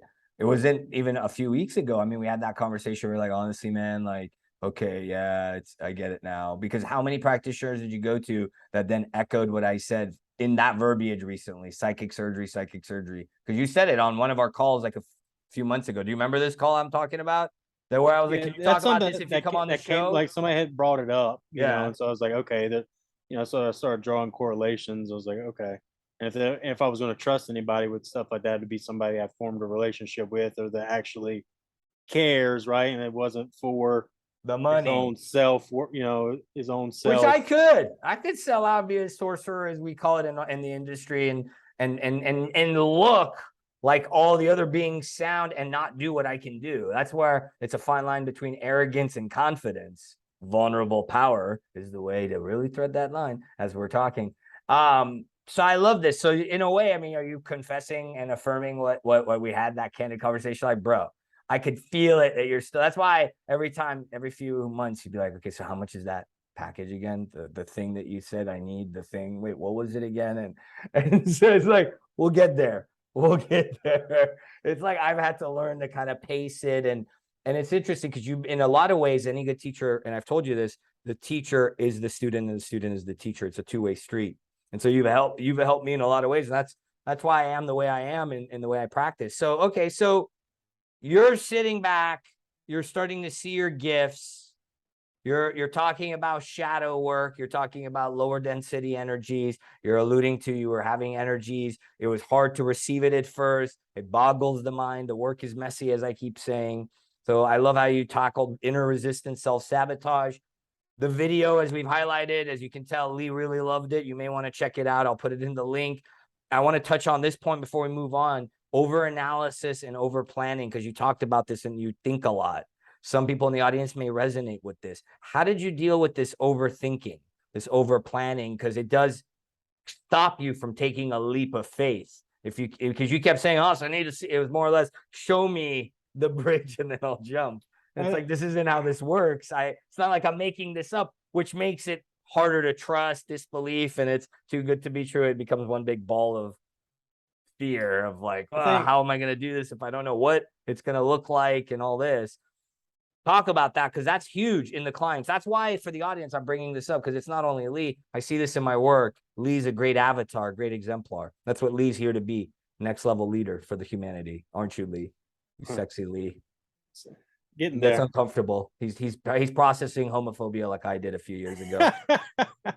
Can you want to tell him about that? That also made you feel weird because you never only really on the heard, weekends. I love you from another straight man holding you. It's like it's funny because I'm seeing some of this come full circle. I was always the one doing that. I was always the one showing another friend love. I was always the other friend being on to me, your shadow. Yeah, and so when it was done to me, I didn't know how to accept it. You know, it's like you accused me of ulterior motives. Tell them the truth. Come on. You added on early on. You added to the like this. You're like, are you gay? Do you want to bring me out there? Is this a bait? You said something. Do you remember that? It came up in one of our conversations, and I was so confused at that point. I didn't know what was going on. Because you're you're only affirming to the audience that you're an advanced student. You're a natural shaman, that you literally, our paths converged because it was meant to be. We called each other into each other's fields because to answer your, I don't know how, because that's what they call synchronicity, perfect timing, right place, right time. Because in a way, I said this early on to you, and I'm saying it publicly now, you're an advanced soul. You have natural aptitudes. And I said it 2 years ago. Has my tune changed for the audio? That does it sound, all I'm doing is pretty much putting a bow around it and saying, hey, come on the show. You're one of the most, as obsessive as my eye can be. You're one of the most consistent people I know. I'll give you that for sure. Like you don't switch up, as the young folks would say. I'm as zany as I am, as much as I have my energetic flow. What people don't understand, the highs and lows that you can have as a mystic, because to do this work, to modulate sometimes it can be a challenge. You get what you see with you, and I appreciate that because that's very rare. In all seriousness, it's just not. I know you're serious. The gayness and all, you get it all. It's a package deal. I will tell you this. You still haven't confessed to them and affirmed what I said. The last thing on my mind is a honeypot operation to lure young North Carolina men out. I'm teasing. That's what Gina said. You're gonna get sold. You're gonna get sold. Trafficked. You're gonna get. I mean, that's an episode we do talk about. That's in all seriousness. All right. Well, I love your candor and I love your playfulness as always. So, okay. So let's kind of put some more cogency to this. So you start to unpack this stuff. You've talked very candidly about, the planning, the thinking, all this. Is there anything you feel is unsaid so far before we move? You asked the question how. Oh, that's right. How to get away from the over-analysis. Yeah. Right. I think paralysis by analysis. Yeah. I think with my soul, sometimes I've chosen the harder path so that way I can express there's an easier way. I got burnt out of taking in information.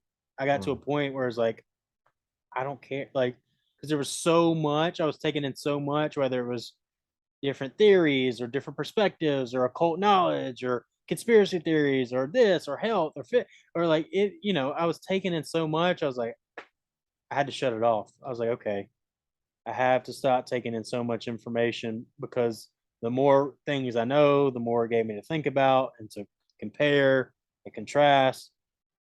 I've got to simply trust what I'm experiencing because you can read a book, you can watch a video, you can listen to everybody else's opinion and belief and theory, and then you start mixing it all in your own. Or say, okay, at some point, I got to shut all this off.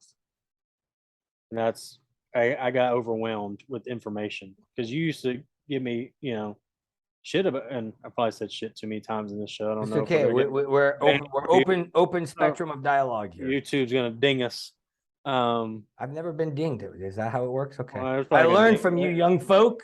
They're gonna ding us on this one. No, erase that from the space. You're a shaman in training. Erase. They're gonna try to ding us on this one. No, you're gonna go like this. You're gonna go erase and manifest and declare into reality what you want. Go ahead and do that right now. Erase. Say it. And what's gonna happen is it's gonna be graceful. Say it with me. It's gonna be graceful. It's gonna be like graceful. It always has been. They can't ding us because Lee is seeing right now live. We're doing work. We're undingable. He's seeing cynicism and that pattern, that program, that level of consciousness that takes some time to regroove. That even Haas has times where he's like, "Ooh, I have to be careful what I'm declaring," because that's how we met, didn't we? And Aleister Crowley wrote about magic is knowing what words you're uttering. And I was dumbfounded because you're basically, again, showing up more advanced than you may realize in your human form, right? It's a big trick that you're pulling on yourself. Surprise, welcome home party for Lee. It's this notion of an ascended being, an old soul, as far as ancient mystical science will tell you, will come back, a bodhisattva comes back and has a grueling initiation of arduousness, and you're verbalizing what I've told you for 2 years, which is that an old soul comes back, does it all really rapidly at a pivotal time in a collective awakening to awaken them, which is what I've told you, why I'm training you and gifting some of it to you, because I know who you are. And it's a choice for you in this life to manifest that or not, as it is for a choice for every leader listening to manifest the fullness of their potential. There's no hard fouls. There's no right or wrong. You got to go all the way in this life, in this iteration, this curriculum. So I love that you're already more and more in an hour and a half, more and more as we're diving into this, exemplifying in this episode the natural aptitudes that you've had that they've been telling you since you did martial arts. How did this show up as a kid? Let's talk a little bit about inner child stuff. Is there anything else on the stuff you were saying that was brilliant on the over analysis? Talk to me, because you said it earlier, we glossed over, and I said let's bring it up, and I'd be bringing up things full circle, tying knots, boom. Always different as a kid. Talk to me about your inner child traumas. Like, what I would call trauma. Maybe you don't verbalize it that way. Like growing up this way, wanting to institutionalize you, it dovetails to suicide. If you want to bring that up, talk to me about this. Like the dark shit Lee went through. Not so much the dark shit we've covered the first 2 seasons of the show, more in terms of how did, now looking back, what cogency has this brought to you that, oh, had I known this, had kids had this curriculum available to them, which is something that this soul sister is passionate about. She'll be on the show.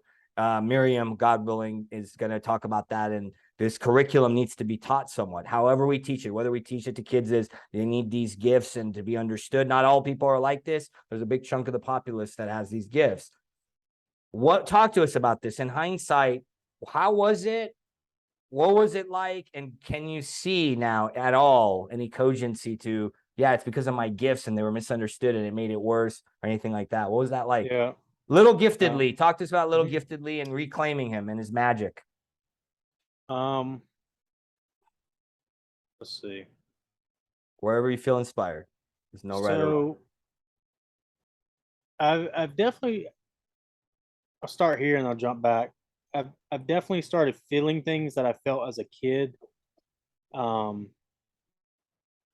remember laying in bed sometimes and I would see like these little patterns, and a lot of my childhood I don't remember because I think I was going through so much internally that I think our souls do that sometimes to protect us. So like, okay, it's best to sometimes forget that.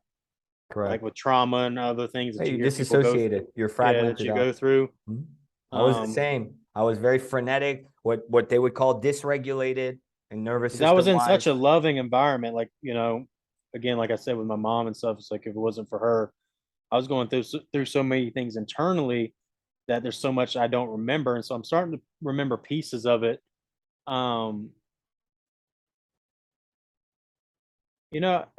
This is a tough one because it does, what I've learned goes back to what I'm most passionate about. And I would love to talk to your friend that you have coming on the show. Yeah, well, check out. I don't know what order this one will be in because it's a special taping that we're doing, you and I, as I've already declared. I'd love to talk to her. Miriam Mandel is scheduled to be on. I don't know what episode because this season was an anomaly. I felt inspired to change it up, and it was scheduling wise more challenging because I'm asking whoever comes on to demonstrate. So scheduling was a little bit more challenging this time around, and my own calendar and all that. So yeah, you'll check it out. Check out Miriam Mandel on the Vulnerable Power Show. Shout out to Miriam, who'll be on. Conscious parenting, school curriculum. She's not going to talk in this parlance. She does believe in the woo-woo, and she's a practitioner who's an MD. And there's a lot of people out there doing that in our network. So they're more out there, and I know this is something you're passionate about. So keep going, keep flowing with this. I feel like that things can be a lot simpler. If I'd had this type of guidance or this type of understanding, I feel like that's essentially how we change the world. Because with a lot of adults, right, or even myself, we're undoing, and then for better or for worse, we're bound by time and this reality. So it's how can we save time? How can we, if we're looking at like a manufacturing process, like most businesses do, how do we get from point A to point Z in the most efficient, cost-effective, timely manner? Okay, well, why the fuck can't we do that with our kids? Why can't, what could we gift other people with that we would have gifted ourselves? It's these things that we're talking about and doing in a way, because, dude, I've learned so much stuff from my son, that how advanced he is at such a young age. Oh, yeah, I've told you, he's very advanced. Yeah. And putting a protective energy around it, in the sense of like, because I use dog training analogies a lot. It's like training a high level protection dog. The gift and the art of training that protection dog is finding that balance between like a wild animal and a pet. And so if you can have a dog that will bite a human and will go home and cuddle with you at night, that's what the world renowned dog trainers are like. And that, my friends, is the same exact things we should be doing with our kids.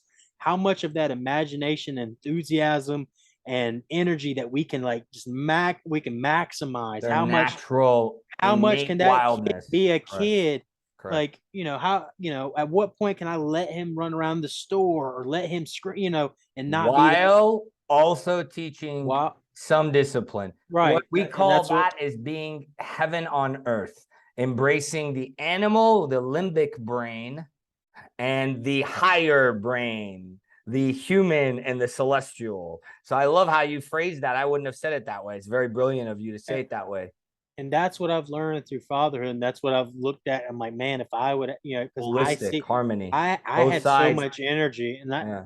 a lot of that got trained Well, out let's of me. pause. It was taken because you said that earlier, and I wanted to say this. So this is this line of hurt people hurting people. So in shamanism, they have these inner archetypes that you're coming to learn, and for the audience's sake, these archetypes are play out different ways. And then you see this in modern psychology affirming what these shamans would say. We have inner energies, inner subpersonalities, inner father, divine alpha, whatever, divine masculine, however you want to say it, a mommy energy. And then you have your inner child, the golden spark, this creativity, this blueprint that we came in with that many lifetimes ago and many dimensions ago was systematically traumas, things splice off and it loses itself. It loses its spark. It gets jaded. That originality is masked. So what you're describing is they don't have that. We have an epidemic, according to me as a practitioner, of lost children. We don't have we have that episode 2 with Dave Oates on this season. We talk about a cause he believes in, sex trafficking, which is going to go away soon after millennia of us collectively dealing with it. We have that. We have an abduction issue because a lot of people are disassociated, as Lee is showing us. Souls here, bodies here. And the children are inner children. We don't know how to love. My parents, your parents, they're loving. God bless them. Mom, if you're listening, his mom, we love you. My mom's already heard this, so I don't have to do a preface for my mom. Your mom, this is the whole reparenting, individuating thing I told you about that everybody has to do when they recalibrate the relationships around us. Some of them don't survive. Sometimes even family, they go away. It's a choice you have to make, especially if you're here to be a leader. I learned this, that you had to recalibrate. My mom, as loving as she was, didn't know how to love you. It sounds like your mom didn't know. And they didn't have their inner children. And I love how you're touching on this. I wanted to add that flavor, the shamanism to it, the neo-shamanism to it, that they lost their children. Our bloodlines, our epigenetics, our collective healing that the collective needs to do. And so then you're saying they don't know imagination. They don't know how to relate to us. They tell us to don't talk like that. That's not real. We won't half the time tell them. I would go in the bathroom. My mom would say, are you talking to yourself? I only now, in modern parlance, human house never knew this. I don't think you've ever heard this from me. I think a handful of people I've talked about this, that when I was a child, I was receiving energies and different, what they would call ascended beings. And one of those beings was one that burned out, Master Choa, like Yogananda. These are like Jesus. They would talk to me. And I may sound like a kook. I don't care, whoever's listening. For me, I didn't know this as a child. I was talking to these other parts, these other energies, not like, hi, John, hi, not imaginary friends. Like I thought they were me, and I was processing data. I was like, oh, and I would like a lot of my work is done on the toilet still because I process that way. I don't do it anymore. I now know, oh, this is an energy coming inbound. So now back to you. It sounds like you're talking about inner child healing, my parlance, and they didn't know how to relate to you. Is that kind of what I've done? I mean, I'm realizing more and more what I've given you, and I didn't realize this. I mean, you're pretty much feeling understood is what the inner child Lee wanted, right? I mean, isn't that what little Lee wanted? Like, hey, what is all this? And and my mom did that to the best of her ability. Like you said, it's like, and it can't be perfect. The one thing she taught me is like, you're not your mind, and that's what kept me, at least blocking out some of the negative things that I was intercepting. And so, and then going into, public school system and all that. So it's a recipe for disaster. And it's one of the things that, like, by design or not, I'm not quite sure, is we're still doing wrong. We're setting up these generations and we're willy-nilly, all right, Tiger, put your bag on, go out and get them, fit into society. That's what everybody tells me. Don't you want your kid to fit into the world? Fuck no. It's like I see He's not even 3 years old yet. I'm like, holy moly. Like, and everybody says this about their child because it's true. All these children are gifted in their own ways. There's a show on HBO called His Dark Materials, and it all alludes to how these beings and these other things are sucking the imagination out of these kids, and these kids start walking around as zombies. And that's what's happening. If it's not physical or sexual, it's energetic and Correct. emotional and soul based. So it's Now, like it's happening on both ends. would you say that the more you've connected with your inner Lee, you've been able to connect with your son more? I'd almost say it was is and this is important, I think, for parents to hear, because there's a fine line in this. He's almost done that for me. It's the more I've connected with him, the more he's taught me how to connect with myself. The balance is you can't rely, like that can't be your soul, that can't be your anchor. I Correct. can't be here because of my son. That's codependency. Correct. Right. That's the word I was looking for. Yeah. And I've faced some of that. There's been times where it's like, man, if it wasn't for him, I wouldn't be here. But because of him, I am here in a way. I'm here for that reason, to help him, for him to help me. It's not, oh, I need him here or else I'm over with. We've enhanced each other. And it's been one of the biggest blessings in my life. And it's one of the only things in my life I've put 100% into. I A respect lot of that. things were 90%, 80%, 98. Well, that was where you took it as a gift, and that's again why I gave you kudos, and that you didn't use it as an excuse. You stepped up, do what most people would have a hard time, especially in our generation and younger. And then it adds the burden financially and all these things. I mean, there's so many things to it. So I respect that. So what has changed for you doing this work? What's changed for you in terms of connecting with your inner child and being able to undo some of that?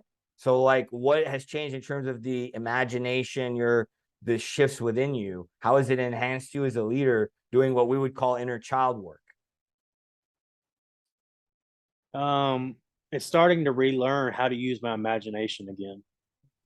It's starting to relearn how to see the good and see the positive and see and feel the bliss and the excitement.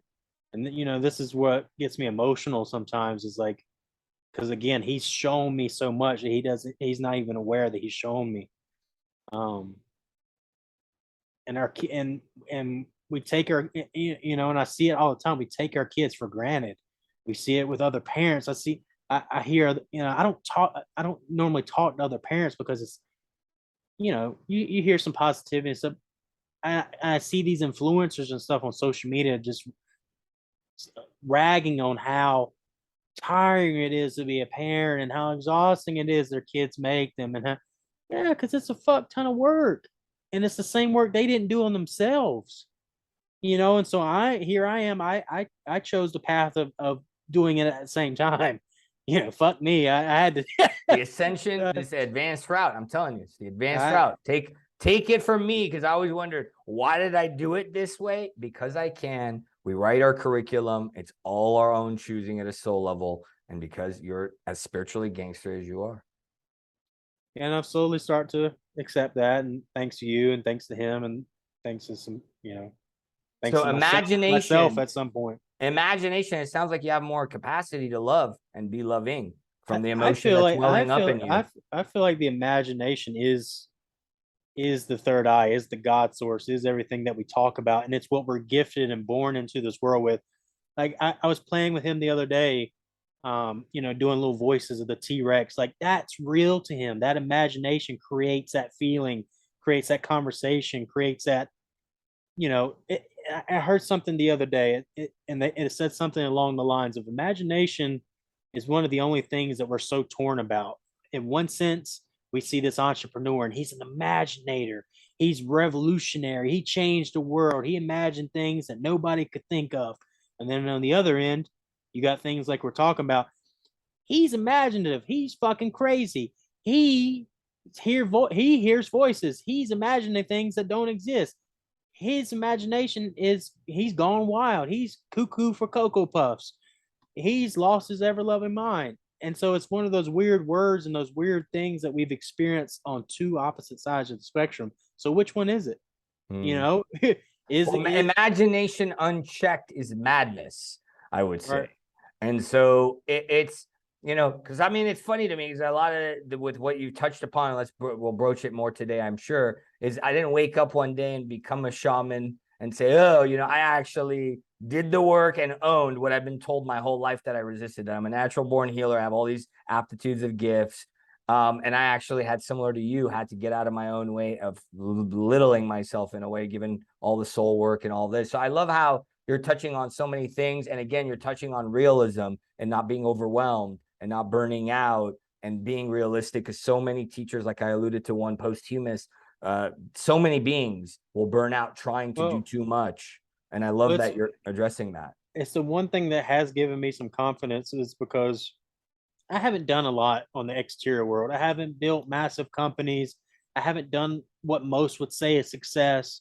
I haven't done these things that we see idolized on LinkedIn and Instagram and whatever other platform you subscribe to, where people are hustlers and they're grinding. In that sense, I've been pretty lazy. I've been pretty tapped out. And what brings me back to being confident is the work that I've done internally, because I don't think I've ever told you this. There was times where people around like my parents or psychologists or even them at some point were like, I know my dad felt this way. He's not going to be able to fit into regular society. Like he's not going to be able to function. Between licking floors and holding knives up to my chest and all the other crazy shit I was doing. You sound crazier than I was. I was literally climbing up walls, and you sound more. Yeah, that's. I had to lick carpet floors like 3 times. It had to be 3. I love you. I would stare at the sun for X amount of seconds. I try to breathe on the water. Because you had so many extrasensory gifts that you didn't. Your hyper energy was misused. Your energy systems were all, and so it was like me. We're not. It's like you start wigging out. It's like, and that's where we see you put them in these containers of what you alluded to earlier of mental health. Correct. And you start, and then all these drug dealers start funneling this. Well, let's leave it at that for now, because the movie and the link can address that crazy wise, and then Tom Kenyon does a great job. So I mean, it's interesting because you talked about a lot in terms of this notion of, how do I put this? We don't come at it but if we come out with bias or judgment, right, we don't own it. And so that's where their own inner work has to be done, so we don't judge ourselves, as we've been talking about. Because I think, you talk about imagination on both ends of the spectrum, and people have taboos and all of this. For me, what's really glaringly obvious is that humanity needs to look at higher levels of work and this deep work. And what we're doing is we're quick to dismiss it for various reasons. And one of those reasons is, I don't understand this. This doesn't fit into the mold of what I know, the conditioning and all of those paradigms. So I love that, because I would say you were misunderstood. They didn't know what to do with you. And that's part of my mission, and what Manya and I have talked about co-creating, and what I'm intending to do with the 4th season of this show is highlight, preview, trailer, spoiler alert, however you want to look at it, is to actually develop an X-Men's type school. Maybe that's why I lost my hair and shaved it, be Professor Haas Xavier. And so I really think that people like you and I had to pave the way for this. After all, somebody's got to do it. If not me, then who? If not now, then when? And if not this, then what? Because a lot of what I sense you're talking about is they didn't know what to do with you because they didn't understand themselves. And they didn't understand. And we came in, the prophecies, I think I've told you this, so many indigenous cultures and ancient cultures prophesize this time in different ways, that the generations that will come, they'll be more gifted, they will be more enlightened, they will be more higher dimensional energies. Starseed is what the new age beings call it. So it's a lot of vernacular, and it's easy to get lost in it. Let's touch on this. What's your I don't want to say our beef, like, it's hard, right, to be authentic. And then I'm learning not to play the game, not to buy. There's algorithms and pay for click and pods, which is making it difficult because there's a lot of noise, there's a lot of false prophets, there's a lot of modalities you can go to, a lot of expert marketers, a lot of expert marketers, and a lot of people that are getting into territory because it's fads, or and plant medicine, which we can dovetail on this exploration right now. What was your experience, and what has been your experience, and how does this lend itself to what you're intending to do as a practitioner, as an entrepreneur yourself, as a spiritual entrepreneur?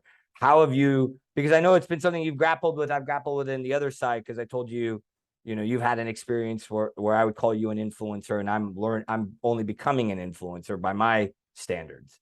So what can you speak to about that? Because I know you and I have exchanged a lot on that. This notion, we brought it up on the show already a few times. So let's kind of wrap that up in a bow too. What's your take on that, on what's happening out there? This notion of people actually doing the work, being the medicine, versus selling a fad or etc., and diluting the market and confusing more and more beings, which adds to what we've already talked about: disbelief, distrust, all this. So the foundation starts with words, and that's something you taught me. What we say, how we say it, when we say it, and it starts because it's twofold. It starts with words, and and the other side is the need and words. I'm having trouble with words right now. Haha. So with words, sometimes words aren't needed. And so what I'm seeing and what I'm getting at is there's an overuse of words. For example, a lot of practitioners now use the word container. If I hear the word container one more time, I'm gonna take every container I have in this house and throw it out. I'll never use a container again. And they mean to actually hold the space. Right. And it's the energy behind those words is what I'm getting at. It's so fake. It's so diluted. I talked about this 2 weeks ago in the workshop, at least 2 weeks from this recording of this Power of Words workshop that I did for the first time. So I asked by my students on Insight Timer. I've talked about words so many times. They said, "Can you do an experience?" And I wove together all this curriculum, and you're hitting the nail on the head. It's keep going, because you're it's like, yeah, I mean that changed a lot in my life for me. And it's like even the words we say in ourself, right? So it's like it starts with our self-talk. They create the reality construct. They create the container. There, go throw out all your containers. Half of them are already out the door. The container is created by saying container, if done intentionally and attentionally, because the harmonics will change the landscape of the energy field. And a lot of times it's not, and that's where I've learned that my discernment is strong in some, in areas I'm developing and learning to trust more. Because there's a lot of times where we hear these things, and it's empty. We hear these things and it's a marketing scheme or a click funnel, or it's like this like cesspool of influencers in the wild, and they all regurgitate and share the same information in different ways to spread it to their audience to appear as this godlike figure. And to me, it's not.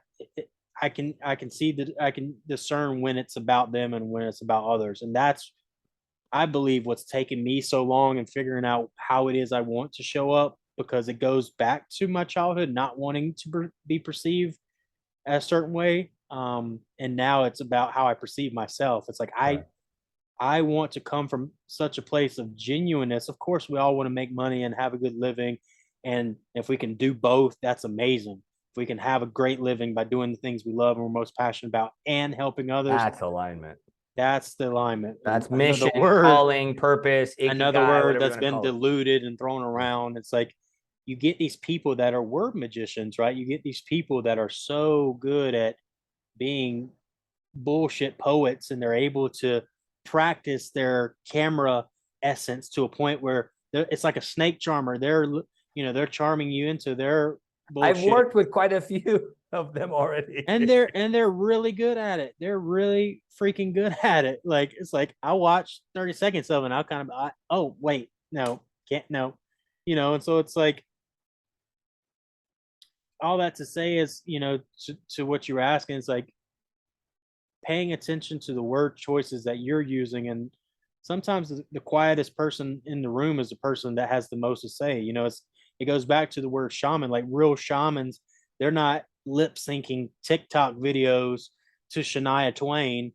You know, they're sitting, you know, people, No they're judgment. attracted. Listen, Lee has his opinions. I love his style. He's how I am sometimes when I'm not hosting this show.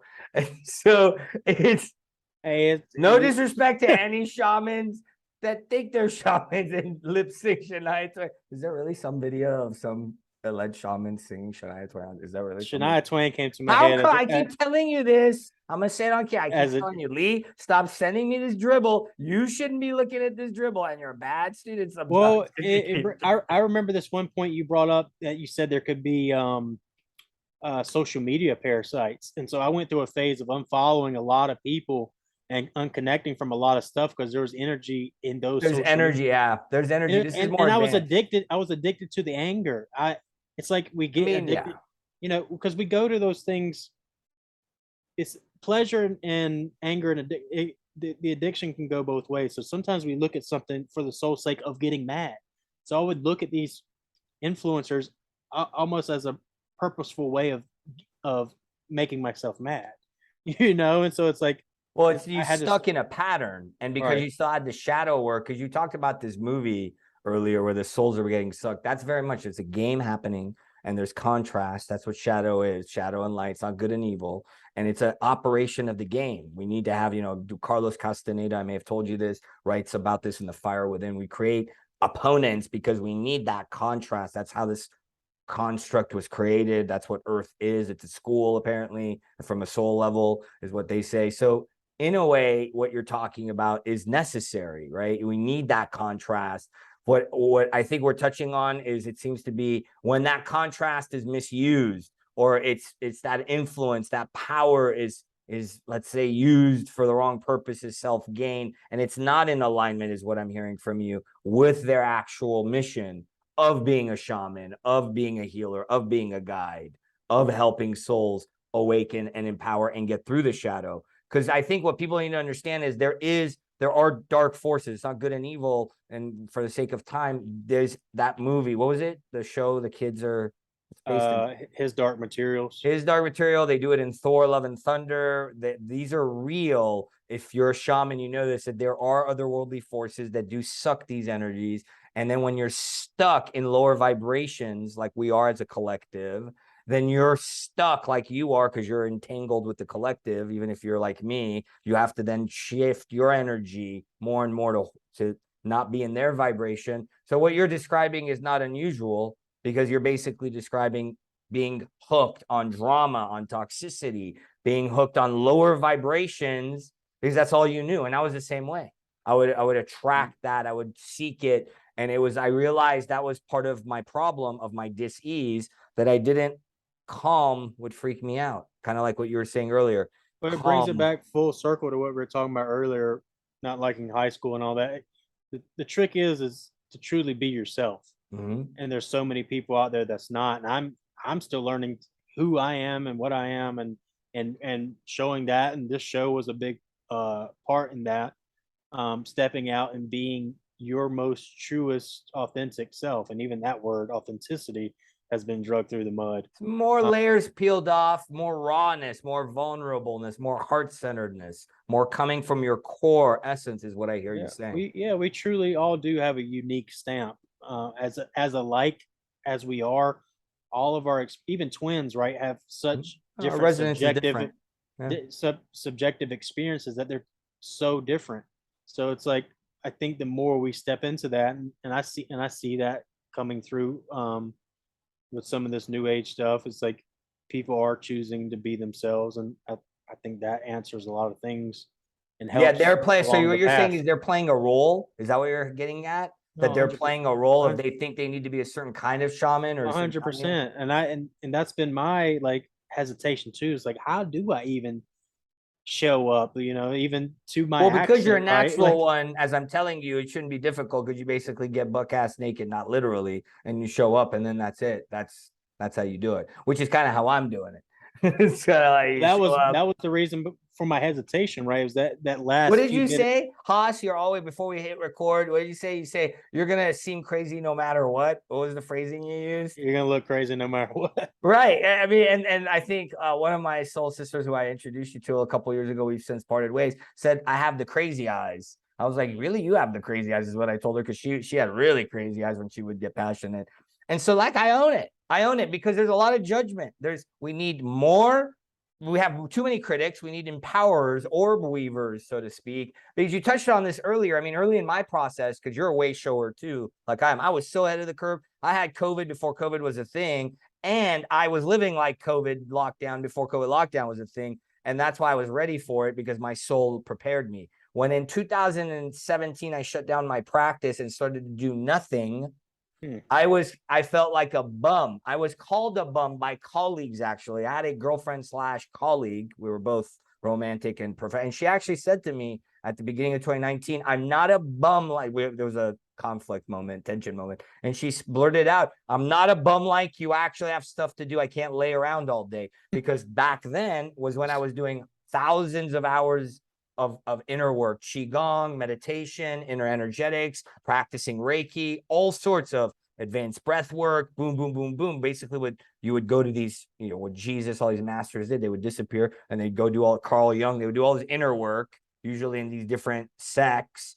Only I did it on my own because that's the age we're in. That's what this show is about today. This episode is, if you're a natural shaman, you may be a shaman living in the modern world trying to find your way like Lee, and you may not know it. We're here to tell you that these gifts are maybe gifts, and you can see more clearly through it. So I like this because, don't judge yourself, and essentially that's something you had to traverse as well, because it seems to be this new way of doing things. I saw a book recently. I like this. I forget the author's name. If you're listening, God bless you. I forget your name, so don't hold it against me. The book launched, The Pathless Path, New Way of Leadership, or Road Less Traveled, right? Scott Peck, the whole, there is no road, we're paving the road. That's what we're talking about. This conversation is, what is education going to look like? Especially this show, I bring on leaders to highlight that what the new way. So we're talking about things that have to be a new way. One of them is the new way of how we use our gifts, how we unpack them, right? I mean, you're not a bum. You weren't a bum then, you're not a bum now. You're actually going to be ahead of the curve, because as they say, you got to slow down to do more. You do a ding up here, as I've told you, energetically, and you make a mile down here physically, right? Or you can do what everybody does, strive down here, merely make a ding. What was the word you used? You relive your patterns, you keep going, and that's the definition of insanity. Or as I've told you, I'm happily insane, capital S. Everybody is insane, capital I. The world is crazy and they think they're sane. A shaman will tell you, if you think this world is real, you're crazy. Rumi, a mystic, will tell you, if you think the reality is real, then you're drunk. Be drunk on the wine of the mystic. Or as my shirt says in Farsi, a mystical shirt, it says, I am drunk and you are high. So let's go there. Let's get high on our own vibe. I started with plant medicine. I feel like an old timer ageist around you, William Coburn, who was on the second season, who I introduced you to, beautiful soul in a different capacity. And I'm like, here, the old timer in the room going, you youngsters and your plant medicine and your mushrooms and your cannabis, So what have you learned as far as plant medicine best practices? I intend to write a book on this. I'm seeing more practitioners talking about this as we're building associations. Personally, as I've taught you as a practitioner, I came to learn I was very arrogant in thinking I was different and it wouldn't apply to me. If you're disassociated, if you have holes in your aura, if you have soul level healing to do, not everybody has this. Lee did, I did. You're going to be, what did you say earlier? More open to it, more overwhelmed, more ripe, which is why I told you when you started working with me, cut out the cannabis, cut out the psilocybin. And if you're listening and you still call it weed like I used to, it's not. I went and saw a shamanic movie in 2018 during my sabbatical after a sacred men's circle. It was meant to be. I wasn't supposed to go to this movie showing. And I saw a movie that showed that cannabis is a plant thousands of years old, that like everything has an energy behind it. And some of these are sacred teachers. They have an energy. They have a tradition and a culture that goes back. And how dare we? Would I want to be called some dick? That's what we're doing. Weed. We're diminishing. Lee talked about diluting words. We're diminishing the efficacy of these sacred plants. Then 50 Cent, my generation, came along, and God bless him. He's get high all the time. And I was like, no, whoa, we're overdoing it. Right. We're causing more harm than good. We have fake shamans, God bless them. We have people who haven't done their shadow work, their integration work, and they're out there dosing people on ayahuasca. My guy, my occultist, that's why I did it. He was a biochemist, he was anal retentive, and he was a ritual magician, which means he used the word Lee danced around, which we'll get back to, discernment. He was energetically hygienic. He was very discerning, he was very clean energetically, as well as physically. So back to this is, 15-minute diatribe to get to this next topic. Let's talk about what was Lee like before he met Haas with plant medicine. And again, I'm not against plant medicine. I am a anomaly in the marketplace because there's other ways to endogenously activate. We're going to do one today, our demonstration for this episode, because you said it earlier and you said the third eye, you confirmed what I had in my notes. And so I noted it. We're going to actually get high on our own supply today. I'll demonstrate a pineal gland activation because Lee's never actually experienced this with me. I don't think I've done this work with you, and you're ready to do it. So we'll actually demonstrate how you can get high on your own supply at the end of this episode. That'll be your demo portion today. So Lee, without further ado, now that I've talked for 15 minutes, was what it feels like. Talk to me, young one, about plant medicine, about getting high before Haas and getting high after Haas. How did I ruin your high, as Nate Dogg used to say? I made your high come down. I made your high come down. I'll say that get deep on this for me, please. For one, psilocybin did change my life. Correct. For me too. It it's one of those weird, it's not a human, it's not a plant, it's this weird in between with its own consciousness of its own, and et cetera, et cetera. Higher dimensional teachers, allegedly. They have spirits, according to the shaman. Yeah, and a lot of stuff, supposedly, like even the Bible and stuff, like the burning bush and all that. It's correct. All of that. Mana is what it was called. I'm proud of you. You've been Christmas, doing your homework. The Christmas colors, red and white is the correct. Amanita muscaria or something, which is legal, which is even crazier. You can go even more. Jesus, the Gnostics, they used to say, thy inner eye, activate the inner lamp. They talked about the Kundalini. It's all there in the ancient mystics religion. It's all there encoded, which is how we met, because you were talking about Masonic, Hermetic philosophies and different, and it was all encoded, only you didn't know what you didn't know, and you were fumbling in the dark, and you were one of them. You were a hack. No offense, I love you. And so that's how you could spot it, because you got it. I was afraid of being a hack this lifetime. That's why I didn't share my gifts for so long. So it's similar to you in a different way.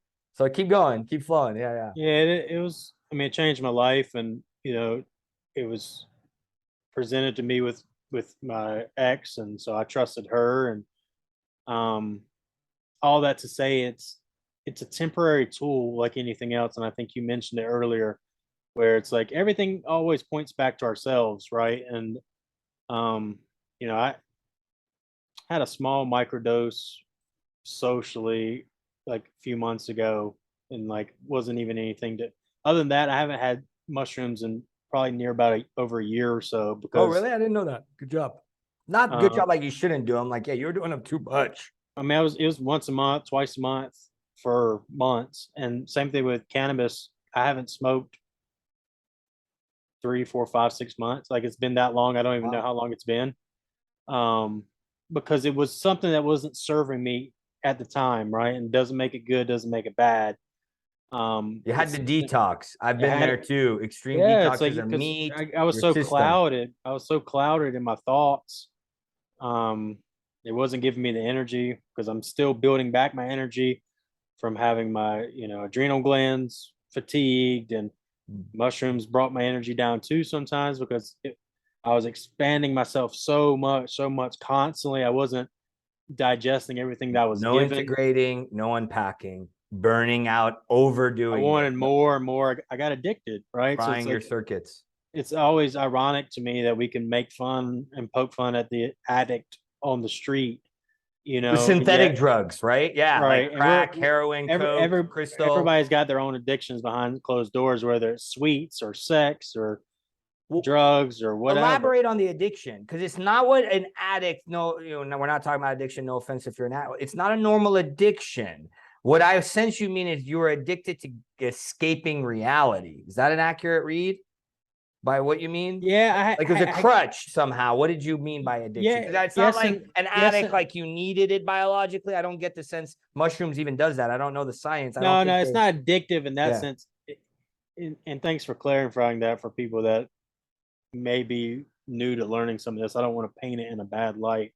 No, and that's why this may blow some people away, because I'm freaky I deep, was weird, advanced master saying, don't do that. It's like an anomaly, is what we're I talking was about. I was a definitely addicted to the escape, and on the other side, I had gotten this taste of something that I knew, I think, as a young kid existed, and then I got exposed to it, and it was like it's like a whole new world. You're like, I was like, I love you. and I was like, wow. I was like, You get brownie and points if you sing Aladdin to the Middle Eastern guy. it started showing me things that I'd always sensed were true, and it was blowing my mind. Like, So pause, because we talk about this with William. So that's the reference point of it gave you a altered state of consciousness and expanded. So it's a contrast back to shadow and light. to me, it shows you like the purest form of reality. Bingo. It takes you out of the cave, the allegory of the cave, right? So Plato would say, you're like, holy shoot. And that's very much what it did for me, because my midlife crisis at 17, when I did this, when I did psilocybin, I call it on, I was a fun guy. It literally, I was like, oh, it was probably the first time I've never even looked at it this way. It's very inspired that I was in my body, that Haas could be like, oh man, what the fuck is this? Oh, before that, Miriam would probably say I was dysregulated. The gal who'll be on our show, the Soul Sister, that an MD would probably say I was dysregulated. I was disassociated. One friend of mine, Larry, who was on the show the first season, Larry Keslin, he called me frenetic, which I learned was spraying my energy everywhere. You were spraying it in a different way before we started to do some of the soul healing. So this lends itself to the energy work I had to do. So would you say that for you, it made you more that way? It made you more predisposed to, like, you said cloudy earlier. Did it also make your antenna go more haywire? Oh yeah, because I didn't have a solid foundation. I didn't know what I was getting into, So it's like for her and I, it was kind of like a love thing, and we were like, she was exposing me to some new things. I learned about astrology through her, so it was like just kind of like dancing in that realm, and then I went off on the other. Like, I left her in the past. I was like, I got obsessed with like this realm and trying to crack the codes of the universe and figuring out these things when yet I didn't have the foundation. So when I would come back Bingo. to that to reality, um like I said, I wasn't integrating all the information I was given. I mean, they were giving me so much, and I was appreciating it, and I also didn't. It's like having a mentor you weren't ready for. It's like, Bingo. okay, yeah, I hear you. It's Cool. wasted. You're going to fry out. You're going to get codex or energy that you can't do anything with, and that's going to burn your neurosynapses, your heart, and it's going to fry you, which it sounds like what happened to you. It was above your pay grade. You basically tapped into energy. It's above your pay grade. I'm still healing from that, so because my energy, at times is still low, and I'm still, having. So you did manic doses. You're talking like really high doses of mushrooms and high potent. Yeah, like the stuff they sell in Amsterdam very openly, and they tell you this is dangerous dosage level. You got to be an expert. It goes back to what I was telling everybody earlier about like camera. Anything I do, I have to do it to the 10th degree. I have to learn it. I have to get the best. I have to look like you're an intense, passionate being. That's kind of like your. So I was getting some really strong mushrooms. I call it 0 to 60. I used to be the same way, 0 to 60, and that's where. Then I was mixing in acid. Acid was part of it. DMT was part of it, not the 5-MeO, but I had like synthetic, which is horrible because again, you're doing a synthetic. It's taking you to other dimensions. So, what do you see as the problem in the industry? What do you see as an issue? Because you join nonprofits, you've been a part of the movement. I think you've done podcasts on it. You pretty much know every psilocybin facilitator, I think, under the sun, cannabis. I meet new ones and I go, they're connected to Lee on LinkedIn. Not a surprise, which is why I called you the other day. about Here, some new contacts. Yeah. and still tell me about that at some point, and then So basically, what I would call what I said was this notion of before we hit record, I really wanted to couch it as plant medicine best practices. Really, right? It's like, what do you see as issues now? Because for me, I didn't believe in this stuff, let alone I had too much arrogance and hubris in the sense that this can't happen to me. Because I had teachers that work with Deepak, my family and the bloodline I come from, both physical and non-physical. And so like I was around these really high level energy healers and they were telling me, no, it blows out your energy and nah. And it really clicked. I think I may have told you this in 2018. I went to a festival and they were doing a sound healing, not even a plant medicine ritual with huge energies. And one of the facilitators said, because she could see energy, that the dark energies, what we would call entities, would leave one person and go into another, which we'll get to discernment hygiene. We'll wrap up the talk on that. Speaking of that, a lot of people don't know this about Terrence McKenna. Everybody idolizes him for the the hero's dose and all that. He because with psychedelics you go there sometimes. Well, he had something come here, and that's what happened in my last. I read the whole article. Right. Well, that's very advanced. He stopped taking mushrooms. As big as advocate as he was, he backed off mushrooms too, right. because here's what happened. Hold on, let me tell you as a practitioner, because I already know what you're about to say, because it happened in my third dosage. Basically, I brought down what humans and Christians would call Lucifer. In fact, I was talking, and because I'm an anomaly. Only my first dosage, and I took the same. I non-lucid with 5-MeO. Most people with Bofu, they don't remember. My second dosage, I was lucid. My third dosage, I was very lucid. Like I was doing work in the higher dimensions because I was already initiated into shamanism by then. I was already initiated into Reiki mastery by then, stuff that I'm openly declaring now to the world in my credentials and all these things that I've been trained in and inner work I've done for many years, even before my sabbatical. You brought down, it sounds like an entity, and I thank you for this information. I didn't know this about Terrence, God rest his soul. So you brought a higher dimensional being here. Is that what you're saying? You basically transported so who did you bring down? Do you know? Is it still with you? Is that one of the voices when we were doing your last session? You said, Haas, I'm starting to see the stuff I told you I thought was bullshit, and you kept saying was hacking interference, candidly on camera. Yeah, I'm sure, because ironically, it's like, because I was with my brother and we saw like this dark. Yeah. My first mushroom guided before we had taken anything. Guided facilitation. Sorry, I keep cutting you off. My first guided facilitation was my eldest celebrity physician's friend, and he said, and I quote, "What did you do to this guy?" And I thought he meant a bad thing. He said, "You changed his life." I don't even know, because I wasn't trained. I was in my early 20s. I was a natural shaman taking him on a mushroom trip for his first time coming from Florida. He saw the devil, freaked out, and he went. So it's not uncommon. Yeah, something apparition enters this reality, especially since there were two of you, because the morphogenic field brought it more in. It's kind of like if a tree only falls in the forest and only one person sees it. I swear to God, I was about to say, to the point that a tree fell where we were at, and like you would have thought a bomb went off, and like it was right before it fully came to me. Okay, so who did you bring now? So this is what I sensed I wanted to do with you live, and I said let's do some work live in addition to the activation we'll do together for the audience's sake. So who did you bring now? So this is what we would call shadow work. Most of you who don't know how I operate, this is how I operate. Half the time, Lee, am I doing anything fancy, or am I talking to you and guiding you through what is the inner this, right? So who did you bring now? So this is for the audience. You're about to see some live shadow work. I'm excited. So who did you bring down? So you feel into it, do the, the wax on, wax off, you close your eyes. First do what we're going to talk more about, energy discernment and energy hygiene.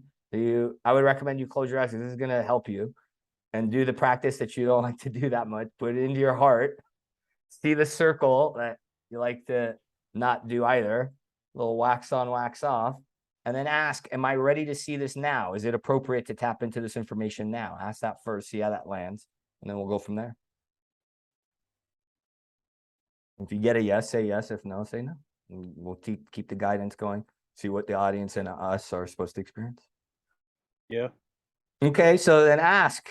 So in demonology, in higher dimensional work, the energy of the name of the being takes form. It's like its power. The names have power. So the first time I ever did what you're describing on accident was in 2019. And I later learned the name of that being. I asked for its name and it said F you. And I learned later through formal training, because kids, if you're watching, don't try this at home. This is very advanced work. Disclaimer alert. And I had to learn, as one of my clients and teachers said, you're trying to play with fire and you don't have the tools. And this was 15 years ago. So Lee, ask, who was this being? Start there. It's funny because before you ever said F, and we've talked about this, I get in this point where I've learned that it's usually the first thing that comes to your mind. Where I used to question that the name that came up is like phosphorus, or it was some weird. I can't even pronounce it. Parsifal? No, it begins with an F. Okay. Is the name important? Ask. Is the name important? I don't feel like it is. Okay, so now you're good. You're demonstrating for the audience the data came from your intuition center or your body, your other two centers, not your mind. Good. So then ask, are you still present in my field? He lingers. Ask, do you not know how to get home? Yeah. He does know how to get home, or she, or that? It doesn't. Okay, so here's classic. So this is good for the audience to learn. You got some foreign energy in traditional Chinese medicine, ancient Taoist energy work. They used to say this is a foreign virus. You're going to see Lee do lots of stuff. One of them is yawning. Energy in, energy out. Lee said it 2 hours ago. Garbage in, garbage out. So he's going to purge and do things as this happens, even before it happens, because time's not linear. So Lee, here's what you're going to say. You're going to say, I open the portal back home to the divine light. Say that out loud. I open the portal back home to the divine light. Now, in your mind's eye, look up and see the portal of light, what many call the white light tunnel, the portal back up to God, which in science they call the Einstein-Rosen bridge. In Marvel, they commercialized it as the Bifrost. That's what this is. It's the anti-corona. We have access to these energy fields, these portals, these pathways. So do you see that big ball, whatever it looks like? People see it differently. There's no right or wrong if you're in the audience. So here's what you're going to say. You're going to say, you can go back home that way. And literally give it permission. Say, go back home that way. It's time. Before it goes, say the following 4 statements. I feel he doesn't want to go because of things he did. I know. That's why we're going to say these 4 statements, because for the sake of time, I'm going to do extra advanced with you, and my telekinetics is picking it up. That's why I got to say these 4 statements. I'm sorry. And as you say it, feel an energy coming out of your heart to that being, forgiving it. I'm sorry. I'm sorry. And then I forgive you. I forgive you. As you breathe, see an energy coming out of it towards you. Say, I thank you. I thank you. And say, I love you. I love you. Our bond is complete. Our bond is complete. The alchemy is complete. The alchemy is complete. Please return back home to the light. Please return back home to the light. And tell me what's happening.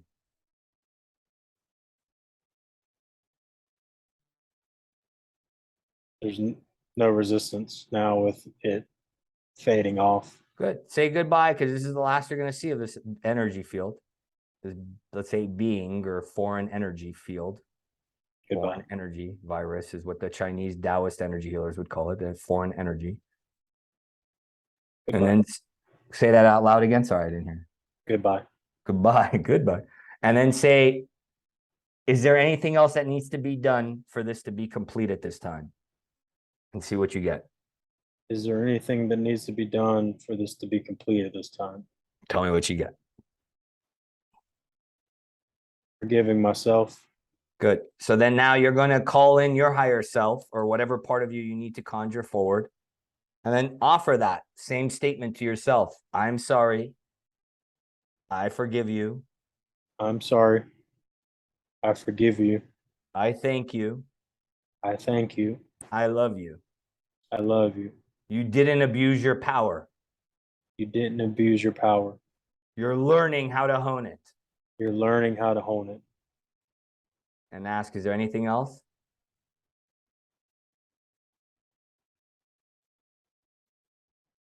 Continue to go easy on myself and So say this phrase out loud. I am graceful.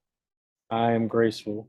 Feel divine grace pouring into your heart, pouring into your mind, pouring into your body, rewriting the energy, and saying what?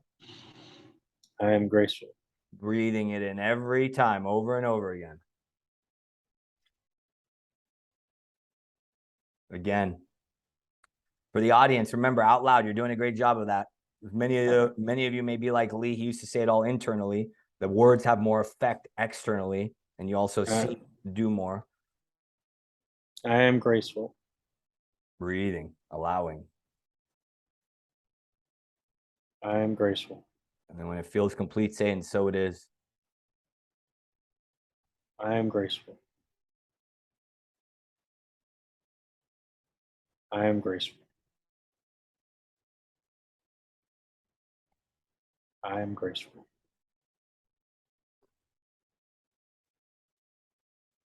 And so it is. So it was. So it was. And so shall it always be. So shall it always be. Good job, buddy. So come back and keep saying that phrase as you open your eyes, wiggle your fingers and toes. So if you're watching this, you're like, how do we know it was real? Doesn't matter. There's now studies, and I saw a paper recently published by leading edge institutes of consciousness and doing these really precise research studies to prove for those that need that data that it does not matter if this is real or not. As far as the client is concerned, you treat the energy as real and it will work. How do you feel right now, Lee? A little lightheaded. Okay. What else? You notice anything else in your body? There's a tickle in my throat. Good. Because did this feel into this? Did this relate to why you were suppressing your power? Had you done this in another life? In other words, let me rephrase all of that. Were you familiar with the being you brought in from another lifetime or another dimension of Lee? Felt like it. And is that why your throat feels more open? Because you were suppressing, because you felt ashamed, even in this life, for doing it again on accident? Yeah, even the mistakes I've made, even recently, you know. How do you feel about those mistakes now? Go back and feel into those mistakes. How do you feel about them? In contrast, where does the emotions land? Heavier or lighter? Lighter. Correct. And your body is catching up, hence you're rewiring. As you're in 4 systems, the brain starts to rewire. You feel lightheaded or you get a headache because these neurons have to rewire. The heart starts to feel different, the biochemistry, and then the body does different things. So that's good. And for I want to add something too, because I feel like this may help people that are listening or seeing this for the first time. I used to think it was bullshit. Yeah, you did. There's a guy named Shaman, and he'll get on there and he'll do certain types of work, and he'll almost preface sometimes how people should feel, where with this it's like there's no prefacing of. And I don't know, pause. I don't know, Shaman Turek. If you're listening to this, we love you. God bless you for the work you're doing. I am not normal. I am next level. And I'm saying this with confidence after so many people have told me. This random guy in Harrods stopping me in 2008 saying, do you know who you are? After so many of this stuff happening to me, I go, okay, I'm really next level. Pretty much once I start to do this work publicly, it's going to freak people out more and more. Let me erase that. That's a spell. It will be widely received easefully and gracefully as you all are absorbing it easefully and gracefully, even if you're new to it. And that's the point that Lee is alluding to. No naming of anybody, God bless them, is that some have diluted their magic. Some have diluted their power. I didn't wake up and do this one day. Lee is not waking up and doing this one day. Lee is owning more and more, as you're seeing. He's pulling back the layers as his inner child is barking at the world. When you cough, metaphysically, what you're doing is your inner child wants to speak. Lee kind of has forgotten that. So his inner child is coming back more and more because he's not suppressing his gifts. So there's a lot of, let's say, shamans speak to say that it doesn't matter if it's real or not. It's real to him. The shifts happen for the client. Now, I happen to know it's real because I've studied it and there's a science to it and schematics. So, Lee, here's what I want you to do for the coughing. You're going to say, little Lee, come forward. Little Lee, come forward. Out loud, buddy. You know the drill. Wax on, wax off, Lee son. Again, if you're an introvert, especially, and you say it internally, the Egyptians, everybody said, now science has proven it. Say it out loud, and it has more impact. Back to the shaman that Lee was alluding to, God bless him. When you dilute your words, when you don't have the pure intention, it won't land. The energy that comes through. I'm the medicine, is what some people say. You don't have to fake it. Little Lee, come back. Come forth. Come forth. Little Lee, come forth. And ask him, what's going on? What does he want to say? He wants to share something with us all. So then you ask him, what's going on? And tell us what's happening, and we'll go from there. What's going on? Talk through me. I give you my voice. Talk through me. I give you my voice.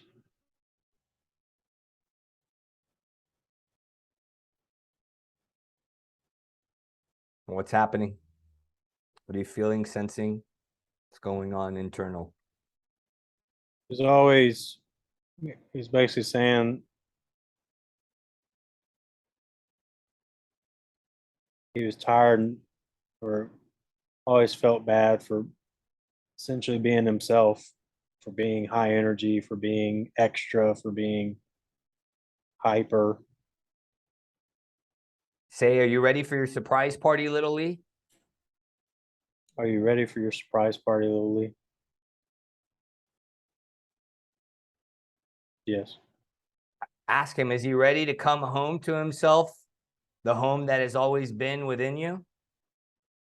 Are you ready to come home to yourself, the home that's always been within you? Yes.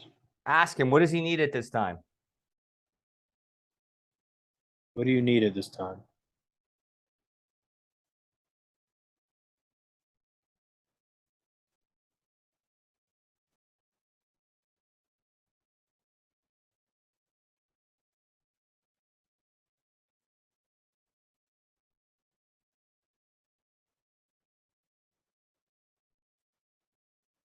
What's happening? What is he saying?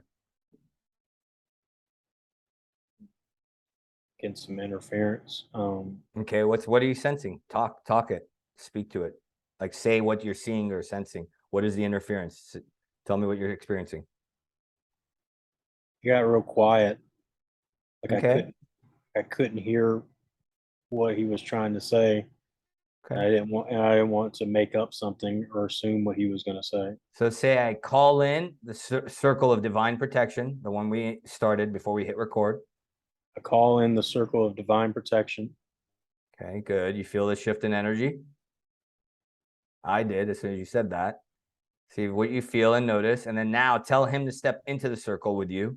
And then say, now tell me. Step into the circle with me. And now you can tell me. Tell me what's happening now. He wants to have fun. So tell him to speak through. Say, I give you my body. I give you my body. I give you my heart. I give you my heart. I give you my voice. I give you my voice. I give you my mind. I give you my mind. And see him growing into your adult body. As you say over and over again, I'm graceful. See the grace he brings you. See the fun that is the grace.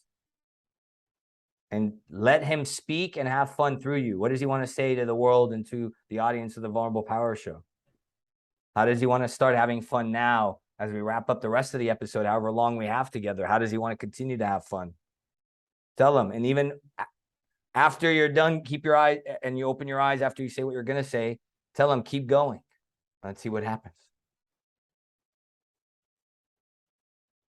Sorry. So what? How does he want to have fun?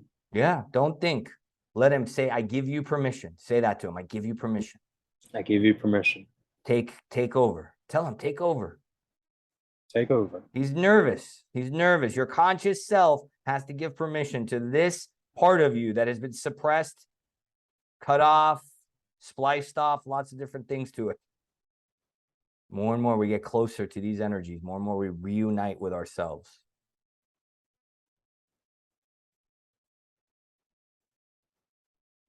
He wants to let loose. So let loose. I can feel that. That's what I'm saying. So tell adult Lee to get out of the way. Say adult Lee, get out of the way more.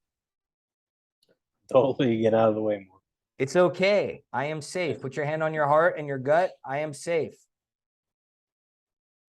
Say, I am graceful. I am safe. I am graceful. I am safe.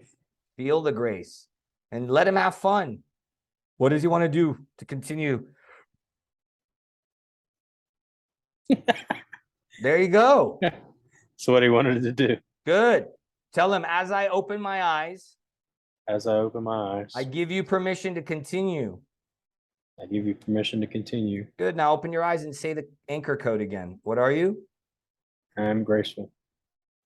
So how do we continue on a fun-filled note? How do you feel right now?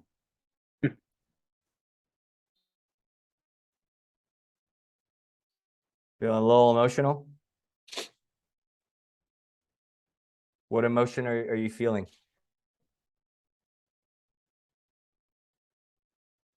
So much fun and the enthusiasm in life is sucked away from you. And that's the one thing I want to preserve in my son. And so I was picturing how I would say it to him and say it to myself, because that's So say the it to thing. yourself more and more. What would you say? Say it open on camera. What would you say? Say it to yourself openly so others can see what they can say to themselves so you can continue to inspire. If he was older, I'd say fuck it. If at his So let's say PG version for everybody's benefit. at his age, I would tell him, forget about it. Do what forget about it. Do what feels inspired, kind of something along those lines. Yeah, just if he, forget about it. It's like Italians, right? Forget about it. Hey. That's how I would put it to him. Good. To have fun and forget about it. Good. So do that now for the rest of this episode, more and more. Forget about it. Forget about it. Feel a little lighter? So this is now inner child trauma work. You connect more to that part of you and you see what Lee is experiencing. More catharsis, more feeling at peace with himself, more embracing of his passion. So would you say that with the work you've done with me, you've gotten high on your own vibe? Is that a fair statement? Like, have I made you have altered states of consciousness and what you basically were getting from plant medicine? Yeah, it provides a container. Container. To allow what's within us to be shown in a truly and people throw this around, a safe place. It's safe is relative because I mean, we've touched on the crazy way the word can sound to some people, the way I presented, and it is messy. And as you can see on camera, sometimes it goes into paranormal places where it can seem kooky, which may not be the exact word safe connotation it carries. So I love that you talked about this earlier, this you're trusting your own experience, discernment, or energetic hygiene, and the foundations of it. That were required, these energy foundations, what I call quantum mastery, which is why I told you to cut out the plant medicine, to detox, get clear out your antenna, given how many gifts you have. And I had to do it too, because a lot of the times if our antennas are so big and so vast, the amount of information, especially interference, especially if we have these issues that we haven't healed. So I get that was for you huge. Do you see now what I was telling you as far as energetic hygiene and how important it is? Even being around people, with sex, with drugs. I mean, and so if you're listening, it's not only plant medicine. If you're a fan of breath work, as I said, sound healing, massive sound baths.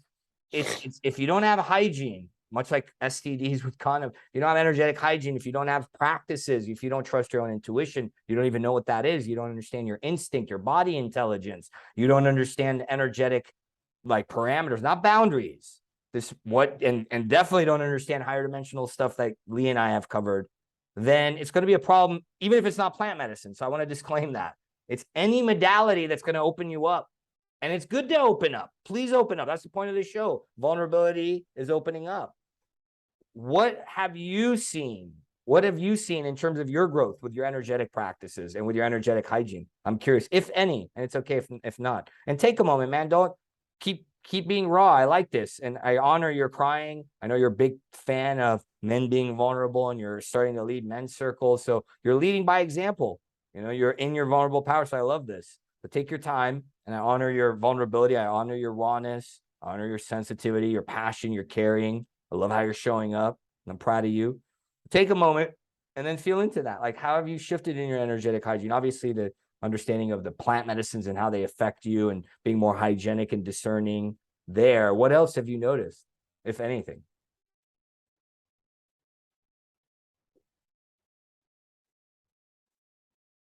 I think a big thing is is with relationships. I don't I don't I don't chase people as much as I used to.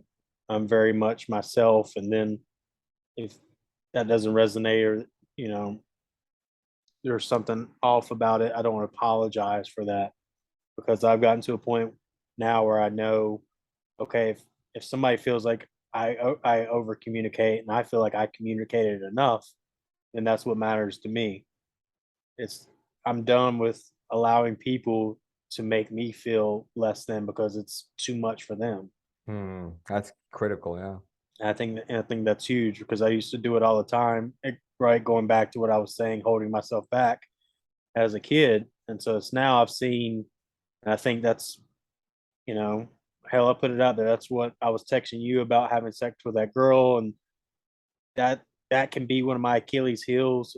And I think from that experience, instead of falling into the fear of things, it taught me a lesson of becoming even more strict, not maybe not even strict, discerning with that, Discerning, yes. and even more confident with my communication and um, my standards of who it is I associate with or share energy with, or so I think that was a big reminder for me. What do they say? You sleep How with that, dogs, you get fleas, right? It's the closest people to you kind of dictate your energy and your vibration, stuff I like don't that. know how that tied into the hawk and all that. I'm still not sure. The what? The hawk. Well, let's talk about that. So Lee has a couple of interesting experiences that have happened. Obviously, he's been a shaman's apprentice, a wizard's apprentice, kind of a vibe loosely over the years, and we've done formal sessions. So a couple of things have happened that Lee is alluding to. One of them, two things happened. So one, you happen to see lots of black widows, and I said, hey, let's save this for the show, and I happened to put it in my notes if it came up. And so, and you were like, I don't understand. So explain really quickly, because for the sake of time, because we're going on overtime, which is fine. This is going to be the longest episode so far of the Vulnerable Power Show. So you got another first. Good job. So what happened real quick, and then I'll tell you what you were asking me via text that I said, we'll do it on camera. I don't know. I've found quite a few black widows. And what were we talking about around that time? Shadow work type stuff, right?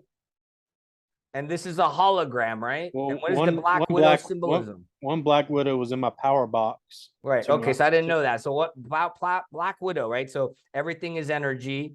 Everything is either a symbol, a pattern, or a archetype that tells us what's going on within. It's all the observer. Science has proven that now out of the latest neuroscience institute. This is all one hallucinated consciousness construct. It's all one big hallucination as far as the observer. Quantum physics agrees.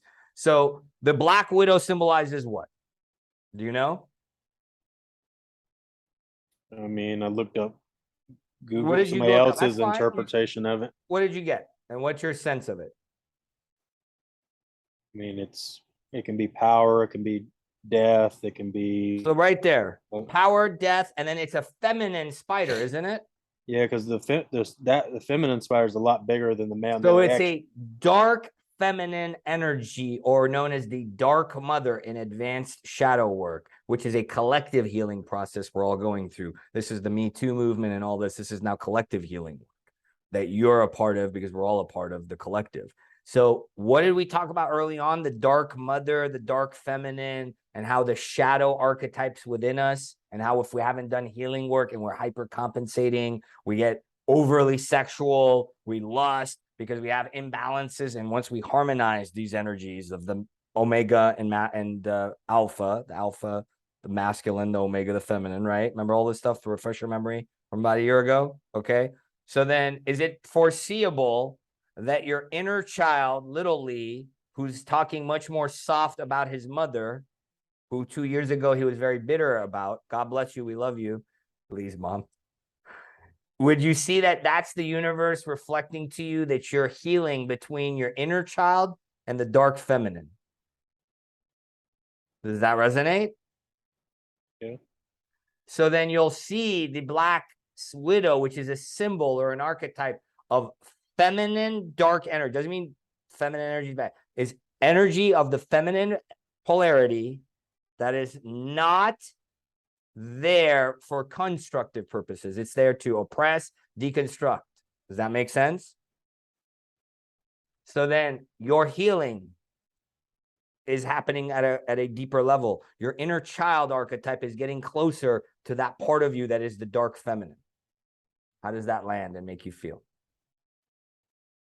Yeah, I wonder if it ties into the left side of my ear and all that. And what did I tell you for 2 years now? The ringing in your ear. The left side is the feminine or the yin or the dark side, shadow. And hearing is not wanting to hear something. Oh, wait, what shadow work did we do live on camera? Your shame around using power in a way that may be conceived as dark or inappropriate. Not wanting to hear that you can do that. And then why did you cry? Because Little Lee felt relief. Feel into if Little Lee agrees with my words. Because Little Lee is like, you mean I can use all of my gifts, including what some would call my dark or what we would call my shadow or what we would call shadow worker. You're a shaman who can do deep trauma work, which I've told you off camera. Now you're seeing it full circle. Does that land? Humanly is catching up to that which your guide has seen for you all along, which you have to grow into. I haven't told you what to see, right? I'm telling you, hint, hint. Here's where to look. What you see is up to you. We're clarifying a little bit, which I told you would perhaps be the third thing. So your Lee's passions. Let's finish up the Lee's passions real quick before we wrap up. Can we touch on the hawk too? We will. The Black Widow first. So Lee's passions, we covered photography. So Lee did it organically. We told you what photography actually was. So when I coach spiritual entrepreneurs and we want to tap into our calling and all this, our calling is not something that we seek and we gain. It's something we dial into. It is our essence. Like I'm not a shaman because I became a shaman. The essence of me is the medicine. I'm extrasensory. I'm multidimensional. So I could do multidimensional work for you. So back to you. Your passions are photography, art, plant medicine, mental health. So you started to feel into different things you're here to do, right? Different aspects, different ikigai, as they say in purpose work. And so then you started to then go, okay, how do these weave together? What's the common thread? And on this episode, in the last 2 hours, 40 minutes, you've already been telling us. You like to show them not your words, mine, the unseen, make it seen. You have struggled yourself. So that's why I said hint, hint the last few weeks. It's something around mental health. Doesn't mean you're here to be a mental health practitioner. It's to show those that are grappling in this struggle, in the darkness, how to get out of that loop, out of that pattern, as you call it. How does that land? Yes. So then in order to do that, wouldn't you have to heal your shadow gift? If part of your gifts you had judged as wrong, like the Black Widow in your power box, my power is wrong, it causes death. I shouldn't have brought that entity down on mushrooms with my brother. Oh no, shame. Any of this landing? How's this landing for Human Lee? I'm following you. So then now, what's the definition? Where are you arriving at the variable? So Black Widow equals X equals what? What's your formula? Don't think, feel. And better still, connect with the dark feminine within you. Close your eyes and say, what did the Black Widow represent? And see who you see, what you see. Close your eyes and see what you see. First, start with it's safe. Do the protection, energetic hygiene. And as you can tell, Lee has some foundations. Lee's worked with me on and off for 2 years in different magnitudes, different varieties, different ways. Some formal, some gifted, some informal. And it's deep work he's done. He's developed a foundation for this work. So if you're watching at home, it's like one of those stunt movies. I feel like, don't try this at home. Looks easy. Voice dialogue. All we're doing is talking. So say, I call forth the energy behind the Black Widow. call forth the energy behind the Black Widow. Take form. Take form. I choose to see you. I choose to see you. I'm ready to hear is this related to my left ear, Haas? Correct. I'm ready to hear your message. I'm ready to hear your message. What do I always tell you? The question is the answer. Is this related to my left ear? Put an exclamation point instead of a question mark. Yes, it is. And what is she saying to you? What do you see? What is she saying? It represented to me respect and understanding instead of blind fear. What do you see? That's your analysis. Don't have humanly applied. Let's a little bit more wax on, wax off. Thank you. You're gifted. So you're being your own practitioner. Don't give a conclusion. What do you see? What is she taking form as? I see like an enlarged spider. Okay. Lee loves to be his own practitioner. Another thing Lee could probably attest to when he comes back from this other guided process we're doing right now, he'll probably tell you, don't wriggle. If Haas is your doula, whoever your doula is, let them birth you. That's kind of what's happening. We're birthing you, and don't wiggle because you're going to make it more turbulent, and don't try to birth yourself. That's impossible. Even I had a teacher, and I'm an ascended being. Lee's had to learn this the hard way the last 2 years. So tell the spider, what message do you have for me? Let her speak. You haven't let her speak. She's been trying to get your attention, hasn't she? Does that land? Yeah. So therefore, you're doing it again by interpreting her words. Now you're moving up because you're feeling a jolt of energy through you. Correct. Therefore, don't tell her you respect her. Actually respect this energy that wants your attention in your consciousness field by saying, hello. Say hello. Hello. Hello. I'm sorry. I'm sorry. I'm sorry I keep suppressing you. Sorry I keep suppressing you. I'm sorry I projected you into my ex, my baby mama. I'm sorry I projected you into my ex. My baby mama. My baby mama. If you're listening, Madison, I love you. And say, I'm sorry I projected you into my mom. Sorry I projected you into my mom. I'm sorry in part I projected you into Haas. I'm sorry in part I projected you into Haas. Does that all feel accurate, what you're saying? Okay, good. Now you say to her, I'm ready. I'm ready. What is the message you have for me? It is time. What is the message you have for me? It is time. And tell me what happens, bro. We'll keep the guidance going.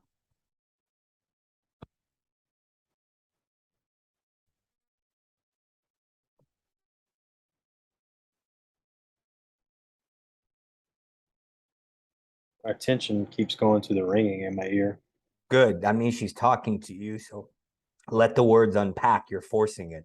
So if you're listening and you're in the audience, this is what we would say is one of his pathways, his extrasensory pathways, clairaudience. Only he has never used it because even in his bio, he wanted me to introduce him as a clairsentient, which means he thinks he can only feel. One of the other things you should take away from this episode is this thinking can get in the way. It's a gift and an enemy at the same time. Use it as an ally. Don't try to get rid of it. So the thinking brain will try to interpret and do things like Lee's loved to do accurately. So don't interpret, let it unpack. Let the information, if you're listening, that's what I mean by that statement. Let the information unpack on its own. It's almost like diarrhea of the mouth. Don't apply a mental filter. Right, Lee? As Lee's learning and demonstrating very brilliantly. But what is she saying? Very brilliantly. Brilliantly. Or as I call him, Luigi. What is she saying, Lee? There's words you're embarrassed or scared or ashamed to utter. What are they? This is the part of you had suppressed. The Scorpio in you, let's say, your art of influence and command of the field of energy. Does that land? Yeah. The thing that we've danced around for 2 hours on this episode, your projection into the field of all the hacks and enemies and all of the divisiveness, right? This is one of the last enemies within you in a way. It's this vilified part of you that had been suppressed. That's all shadow is, class. If you're listening and you're new to this. Shadow is suppressed parts of us, of our energy, of our personality, of our consciousness that we suppress that grow larger and then subconsciously drive the bus, cause problems, self-sabotage, block us from fulfillment, power, life. Again, other systems approach this. This is the energetic healing neo-shamanism style that Lee and I love to play with, that I practice. I'm an expert at. Lee, what's happening? Goose, something's happening. I feel a tingle as a medical intuitive in the back of my head, which means you're tingling. So what's happening, Lee? Talk to us as we continue to guide you.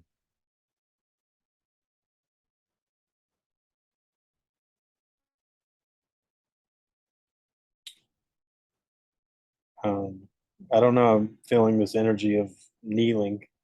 So then kneel. Allow and kneel. Say, I kneel. So kneel. Kneel in real life. It's okay. Even if you're off camera, follow the process through. Have fun, little Lee. Remember, little Lee says, have fun. Let go. Fuck it. Fuck it! Keep talking because I can't see you, obviously, so I can see what the heck's going on verbally. So the shaman can keep guiding you on the journey. So kneeling. So yeah, so she's asking for respect. Not don't tell me respect, show me. RESPECT. The Black Widow energy wants you to show what it means to me. If you're listening, I'm sorry for blowing your eardrums. Lee's a much more mellifluous singer than I am. He'll play the violin when I play the bass. The cello, Lee. What's happening, Lee? Talk to me, Goose. I can't see you. My dog's all on me. That's good. You're getting healing energy from the dog. I'm the year of the dog. That's beautiful. You won't leave me alone.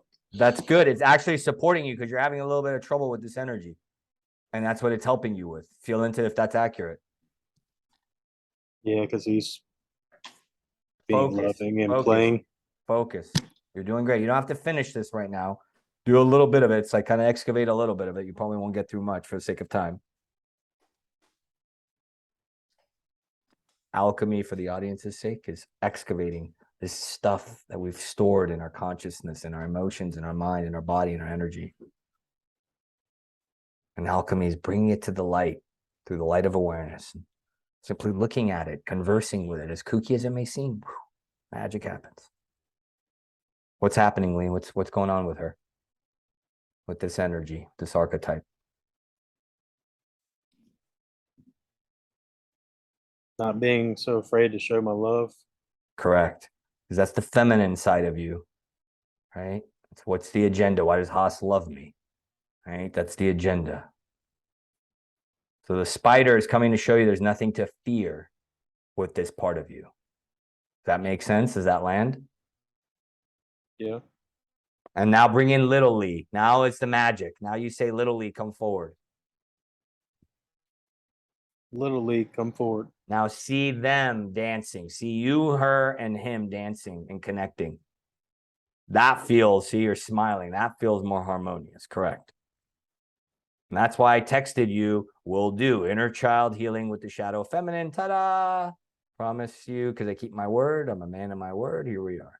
So what you can do is you can see a cord of light. We've done this before. Cord of light. No, we're not done. Simon says. Cord of light to the child to the lady, or the spider to you. She's a feminine lady or a spider still, whatever it appears as. And then send love. I'm sorry. I forgive you. I thank you. I love you. And see it going through these channels, these cords of light, these sekes. I'm sorry. I forgive you. I love you. And I thank you. I thank you. And ask her, for right now, at this time, what else does she need, if anything, for this to be complete? What else do you need, if anything, For this to be complete. for this to be complete At this time. at this time? It's not complete. It's only excavating some of it, is what I feel. What did she say? What did your inner child or her and or her say? Got 3 chefs in the kitchen.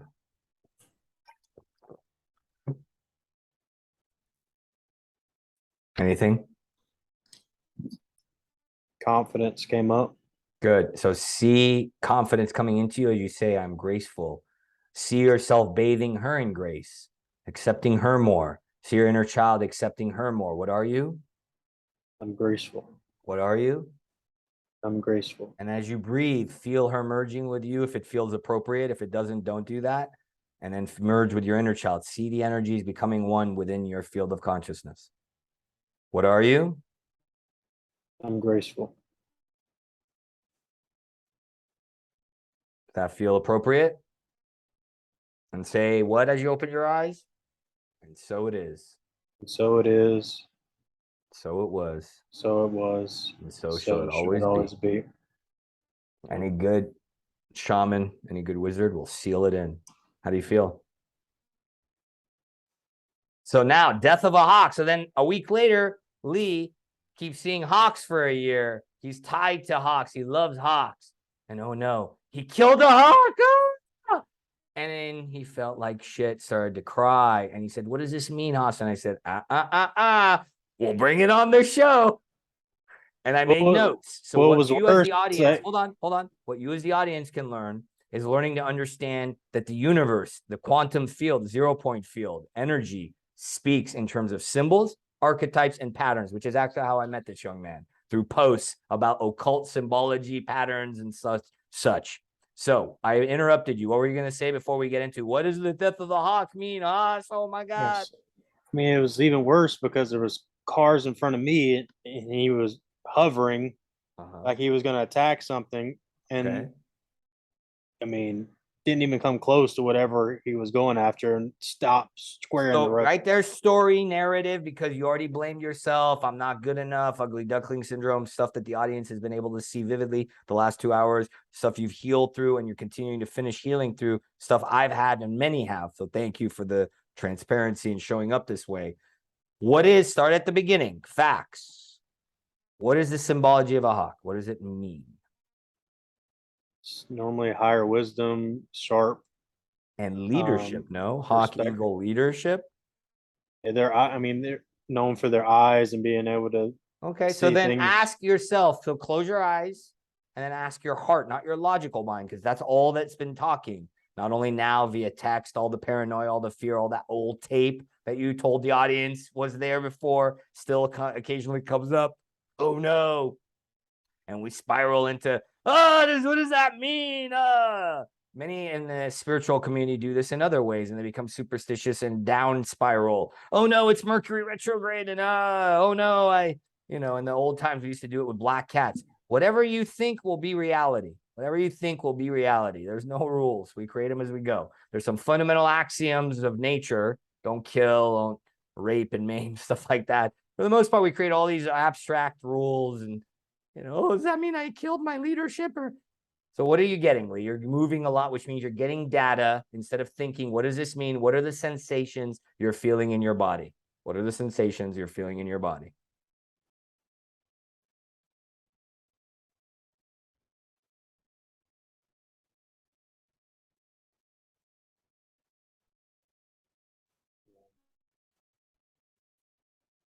It's like a stiff tightness. Where? In my spine. Okay, because everything's interconnected, body, heart, mind, and energy bodies, all four systems make you up. Where in your spine is the energy stored? Kind of in the middle, lower. So then you put your hand on the middle part of your back and you speak to it. You say, energy, what are you showing me? And breathe into it first. Energy, what are you showing me? And tell me what you get. Energy, what are you showing me? And tell me what comes up. Spit it out. Again, don't filter it through the mind. Carrying too much. Burden. So if it's the middle of the back, then any energy practitioner will tell you that's traditionally where the energy of financial fear, burdens, carrying too much, security, tied to the middle, power. Can I do this? Can I do this? Does that land? Mm-hmm. What are you doing boldly for the last 3 hours that we've been recording? Boldly doing what? Boldly standing in your power and declaring your leadership, as you said before we hit record, is my intention. One of them, right? Right. So then what you're learning is how to let go of the energy. The hawk showed you there's nothing to fear. Does that land? So you saw it as I killed. Could it be the interpretation of what I picked up 2 weeks ago or a week ago when you texted me, that the death of the old, the birth of the new? Is that possible? Yeah, I guess because I instantly went to something negative and thought So then suicide. ask your back this. I know. Follow the guide. So then say this. It's safe to let go of this. It's safe to let go of this. It's safe to let go of these old burdens. It's safe to let go of these old burdens. I bring in grace. I bring in grace. I am graceful. I am graceful. Breathe grace into that part of your spine. See it. Breathe it. Be it. You and the audience are getting a beautiful dose today. What a power-packed episode we're unpacking here. We did shadow healing live, inner child healing live, covered some spiritual entrepreneur stuff lightly if we can get around to it, and we're doing some biophysical healing to boot. Wow, really shamanic of us. What's happening, Lee? We don't have to finish the physical healings. Tell me what's happening right now. Feel more relaxed. Good. Now open your eyes, turn the light back on, whatever turned off on us. It died. Oh, it's okay. We'll Everything's dying. We'll keep filming and see how long we can go. So, okay. So anything to add so far? We're kind of in the home stretch. So you feel like the hawk was a rebirth? I don't know. How do you feel now through that lens? The irony is that hawk symbolizes vision. So how does your vision feel about vision now? You answer your own question. How do you feel about it? And the question is the answer. So how do you feel about it? I mean, I felt like his vision was off. That's how he ended Correct. up in the... So could it have been old Lee and you're worried about letting that go? And Yeah. It's okay to be reborn, isn't it? Can be scary at times, isn't it?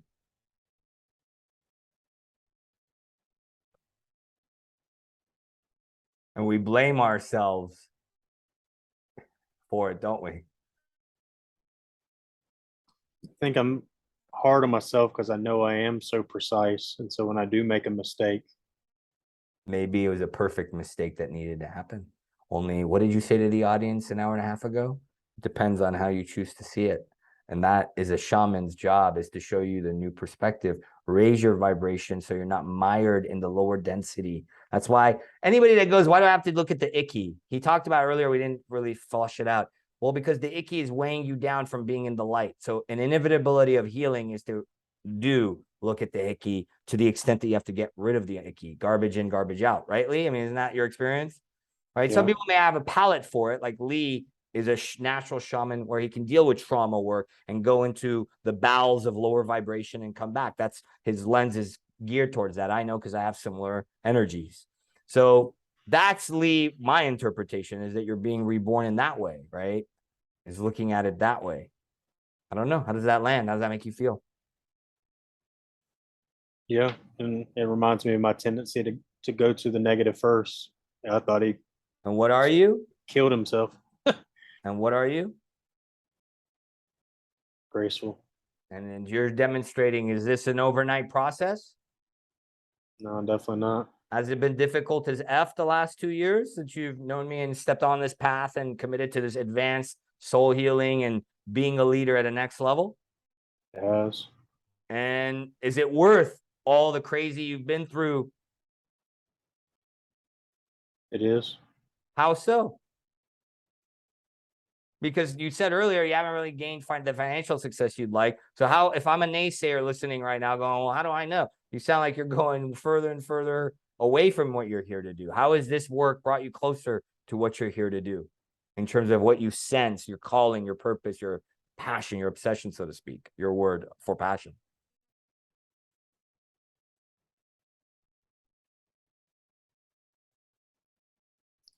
If somebody offered me $1 million and they said if I took the $1 million, I'd have to feel like I felt for the rest of my life, as cheap as I can be, couldn't take the money.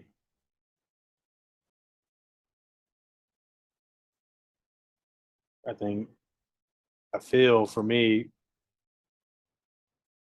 because there's been times where I've been financially fine and those things don't go away. the internal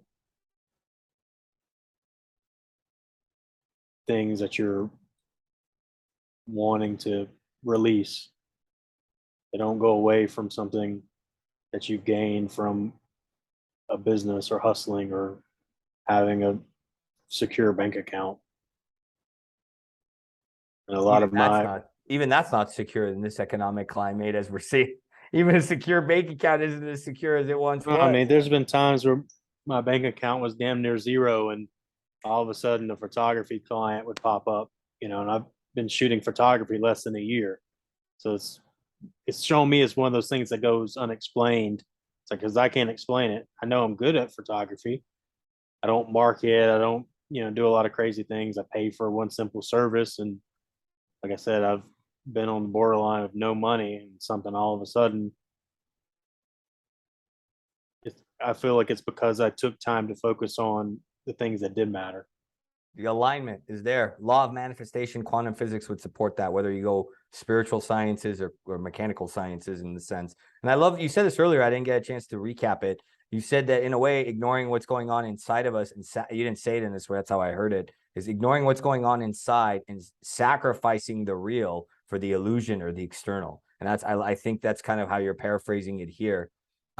Lee, are there any questions? I know you said you want to ask some questions. I say, hey, how about we ask them on camera?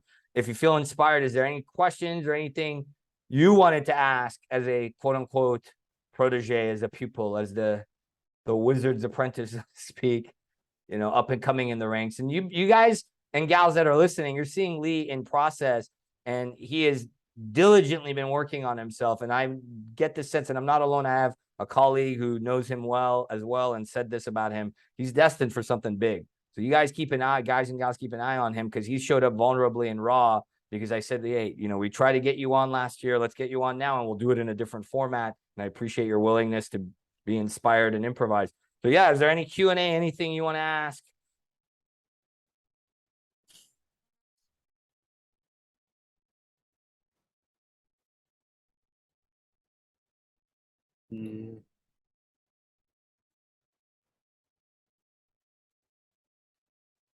Take your time if you want to go through your notes or anything like that, because I know you're eager. He's always been eager. So is there anything? Take a moment. I know you kind of feel raw as well. We've gone about 3 hours, and you did a lot of inner work live, which I appreciate your willingness to go there and demonstrate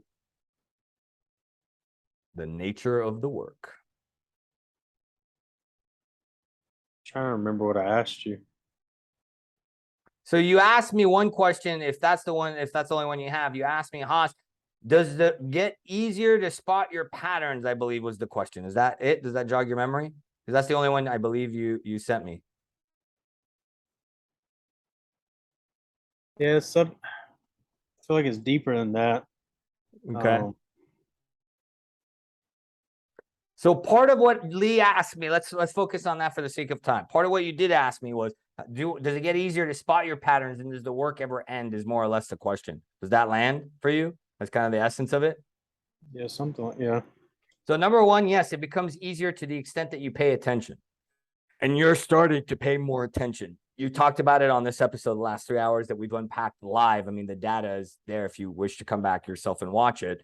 You literally talked about how when you took 1 foot in, 1 foot out, you committed, then it worked quicker. You talked about how you showed, you didn't talk about it, you've illustrated, demonstrated it, exemplified, epitomized this notion and embodied this notion of that if you do the work, it pays off in unexplainable ways. You talked about the resistances you had to overcome, and you showed us, allowing me to do the work live and demonstrate some of my craft on you, that, you still are working through these resistances. And the more you do that, then the easier it'll become.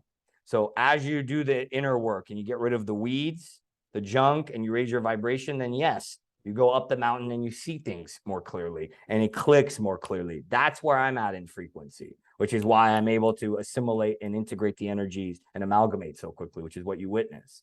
I think it's ironically not thinking as much. Correct. Which is what you're here to do as far as your soul's curriculum that I've told you. Your Rahu, as the Vedic astrologers say. So it's this notion of your soul is here to learn a certain curriculum, and yours is here to learn intuition spontaneously as a leader, which is why you've chosen me as a teacher in a way, because that's what I demonstrate. So yes, is lose your mind, find your senses, which is a famous quote I say to you and a lot of people by Fritz Perls, the founder of Gestalt therapy, is we think too much. Doesn't mean go crazy. It means lose only intellectualizing and mentalizing, as I call it, so you can access your greater senses. It's not only intuition and instinct. We have extrasensory gifts that ancient sages and mystics used to talk about that we're only catching up on. Now, does the work ever get easier? Everybody has this spell that we're always in process. Yes and no. We're always in perpetual expansion as a cosmos. There is a cruising altitude, is my philosophy, my personal theory. It's against the grain. Very few people talk like this. That you reach a cruising altitude, that it becomes, let's say, more easeful. It's like riding a bike and you start to do wheelies, is the analogy I believe I've given you before the last 2 years. So yes, do you still fall and scrape yourself and then do you learn new tricks? So in that sense of the analogy, you're still evolving, only you're not like you first were, which is how when you first met me, or pardon my French, dicking around and not taking it serious, and you had your own human process. I'm not judging it. I'm speaking factually and objectively. And so I honor all of what you had to go through. Now you're at a phase professionally, I would say, that you're starting to have your bearings. You're almost at the stage, to use a skating analogy for skateboarders, since it's our generation, to do an ollie, like, to do the basics. So yeah, so I would say you're starting to use your intuition more. You obviously demonstrated, for those that are advanced listeners, you tapped into stuff that I was preparing for this episode. So you're demonstrating how you're also dialing in more clearly. So it's all exemplified in how you're showing up. So I would say, and that's how you can tell. So the last part of this answer for the audience, how do you know it's working? Because the universe will reflect it back to you. You'll have an objective reference point. He ran around seeking other teachers, and eventually he came back full circle. Doesn't matter if it's going to be through Haas, it's going to be through somebody. If that's the medicine you need, that's the medicine you're going to need. So eventually, right, you came to, oh, okay, shit. Whether you call it tomato, psychic surgery, soul retrieval, or bringing back more of your consciousness, however you want to talk about it, it's becoming more embodied, being more present, being more real, being more fulfilled, more here now, more of the true you. It's all the byproducts, more cognitive function, more fulfillment, all the stuff you're talking about. Yeah, Ali? So audience, I fibbed. We're at 3 hours and 15 minutes, as you can probably tell from this video. They're still talking. So I'm not going to do the pineal gland activation. What is a pineal gland activation? Most of these plant medicines we're talking about work on the pineal gland as well as other functions for the most part. The pineal gland is what the ancient mystics and Lee talked about, as the third eye, the seat of imagination, I believe, is what this natural shaman apprentice has been saying. And literally, the same thing that psilocybin DMT can do. We have these chemicals endogenously, even cannabinoid sites for cannabis. They all happen to be here. It's really mind-blowing. And you can activate these centers through various practices, not only breath work, which some people know about. I was intending to do that. We did too many other things. And for the sake of time, I want to kind of bring this home. Lee, is there anything else on this episode of this season that you're on, buddy? I mean, thanks for being here, brother. I can't say it enough. I have a tremendous Thanks respect. for having me, man. You're welcome. I have tremendous love and respect for you, and I'm proud of you. And I can tell that those that watch this will see the up and coming and rising star that you are. And I'm proud of you for, on this episode, embracing these gifts more and more and realizing it's not easy to be a gifted being, a shaman in a modern world, trying to make sense of all this, as we've talked about in my verbiage. So yeah, anything you want to end on, and you're welcome. As I heard you say that, you're welcome always, bro. Yeah, I don't have much to say, man. I want to say I appreciate your love, the mentorship, the friendship, the fun, the foolishness, all of it. And yeah, man, it's been a bumpy ride, and I'm grateful for the experiences. I truly am. You're welcome, brother. I love you, and I'm proud of you. And you're you too, very man. much demonstrating what it means to be an evolved masculine, and to, a lot of beings out there, as you alluded to, are talking about being vulnerable, and I've never see a peep out of them. I don't really see them cry, or they're not authentic, and you can see it on his face, ladies and gentlemen. This is a being who's here to actually show us what it means to be vulnerable and in their power, and that's why Lee's here. Lee volunteered. And he's like, I'm not done with the branding and all. I said, you know what? Come on, we'll do a special episode. I want to get you on. I really feel and believe in you, and that's why you're here. As they say, the true spirit of man. It was written many, many, many millennia ago. Roots in the air, branches below. The tree of life is unchanging. Its form is unknown here in the world. Unknown are its end, its beginning, its extent. Then search to find the realm that one enters without returning. I seek refuge in the original spirit of man, from which primordial activity extended. I'm going to leave you with that very shamanic, existential, mystical quote from the Bhagavad Gita, as the God Krishna says to Arjuna, the true spirit of man. One more time, roots in the air, branches below. The tree of life is unchanging. Its form is unknown here in the world. Unknown are its end. Can't think about this stuff. Its beginning, its extent. Then search to find the realm that one enters without returning. For I seek refuge in the original spirit of man, from which primordial activity extended. I think the Taoist said something similar, where it's you go back to nothingness, and in that nothingness is everything. So, and it's unexplainable, unfathomable. Lee Everette, everybody. Lee Mitchell Everette, up and coming. I call him a shaman. The Imaginator is one of the brands he's using. He's humble, his craft, what he's up to in photography and art. And as he's exploring his calling and what it's going to birth through as, whether it be a nonprofit, something he believes in the intersection of imagination, passion for child healthcare, mental health. We didn't get too much into suicide and all that. And maybe when we bring you back, we could talk about this. So keep an eye out for Lee. I hope you enjoyed this episode. Lee, any parting words for them, brother? I appreciate the time, and hopefully my words landed to those that may need to hear it or may need a reminder themselves. Did you hope or did you intend for them to? Will they? I intended. There we go. If we declare it, it becomes so. So thank you for indulging us. In 3.5 hours, I believe, will be the final cut of this episode. And It was an honor. Joe Rogan ain't got shit on this. Is that how he goes? That's what popped into my head 30 minutes ago. We're name dropping all sorts of, I don't know, cease and desist. Hey, if you're lawyers, reach out to me. I'm a lawyer. All right. Let's not play that game. It's free promotion for you. Take it and run with it. I'm an up and coming world leader. All right. So if you're new to the show, thank you for joining us. Truly an experimental episode this season, as I said, was reformatted. Check out the other episodes. I don't know what episode spot this will be. I know it'll be in the middle of the season, and we'll see what number of the episode it'll be. Follow Lee, check out his information. It'll be in below this episode. This link we've been talking about to the Tom Kenyon explanation of how do you know it's extrasensory gifts? How can you discern ego, how to not filter it, is below, as well as this documentary, Lee's information. And you can find out more about what I'm up to, what I'm doing. If you liked the work I did with Lee, you can taste more of what I call my medicine on Insight Timer. I do live events periodically on YouTube. I have all these recordings on Insight Timer YouTube. My website will be up soon. I'll have house exclusive curriculum. So check out the content. Reach out to me if I could be of support. And more importantly, this Vulnerable Power Show is a part of my mission.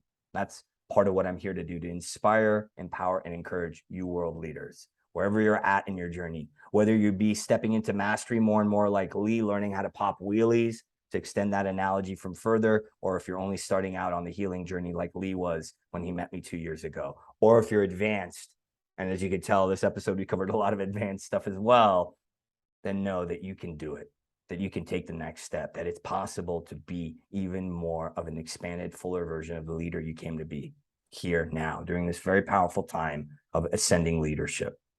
So if you liked what you heard, share it, support it, and please get the word out there to other leaders you feel will benefit from this wisdom.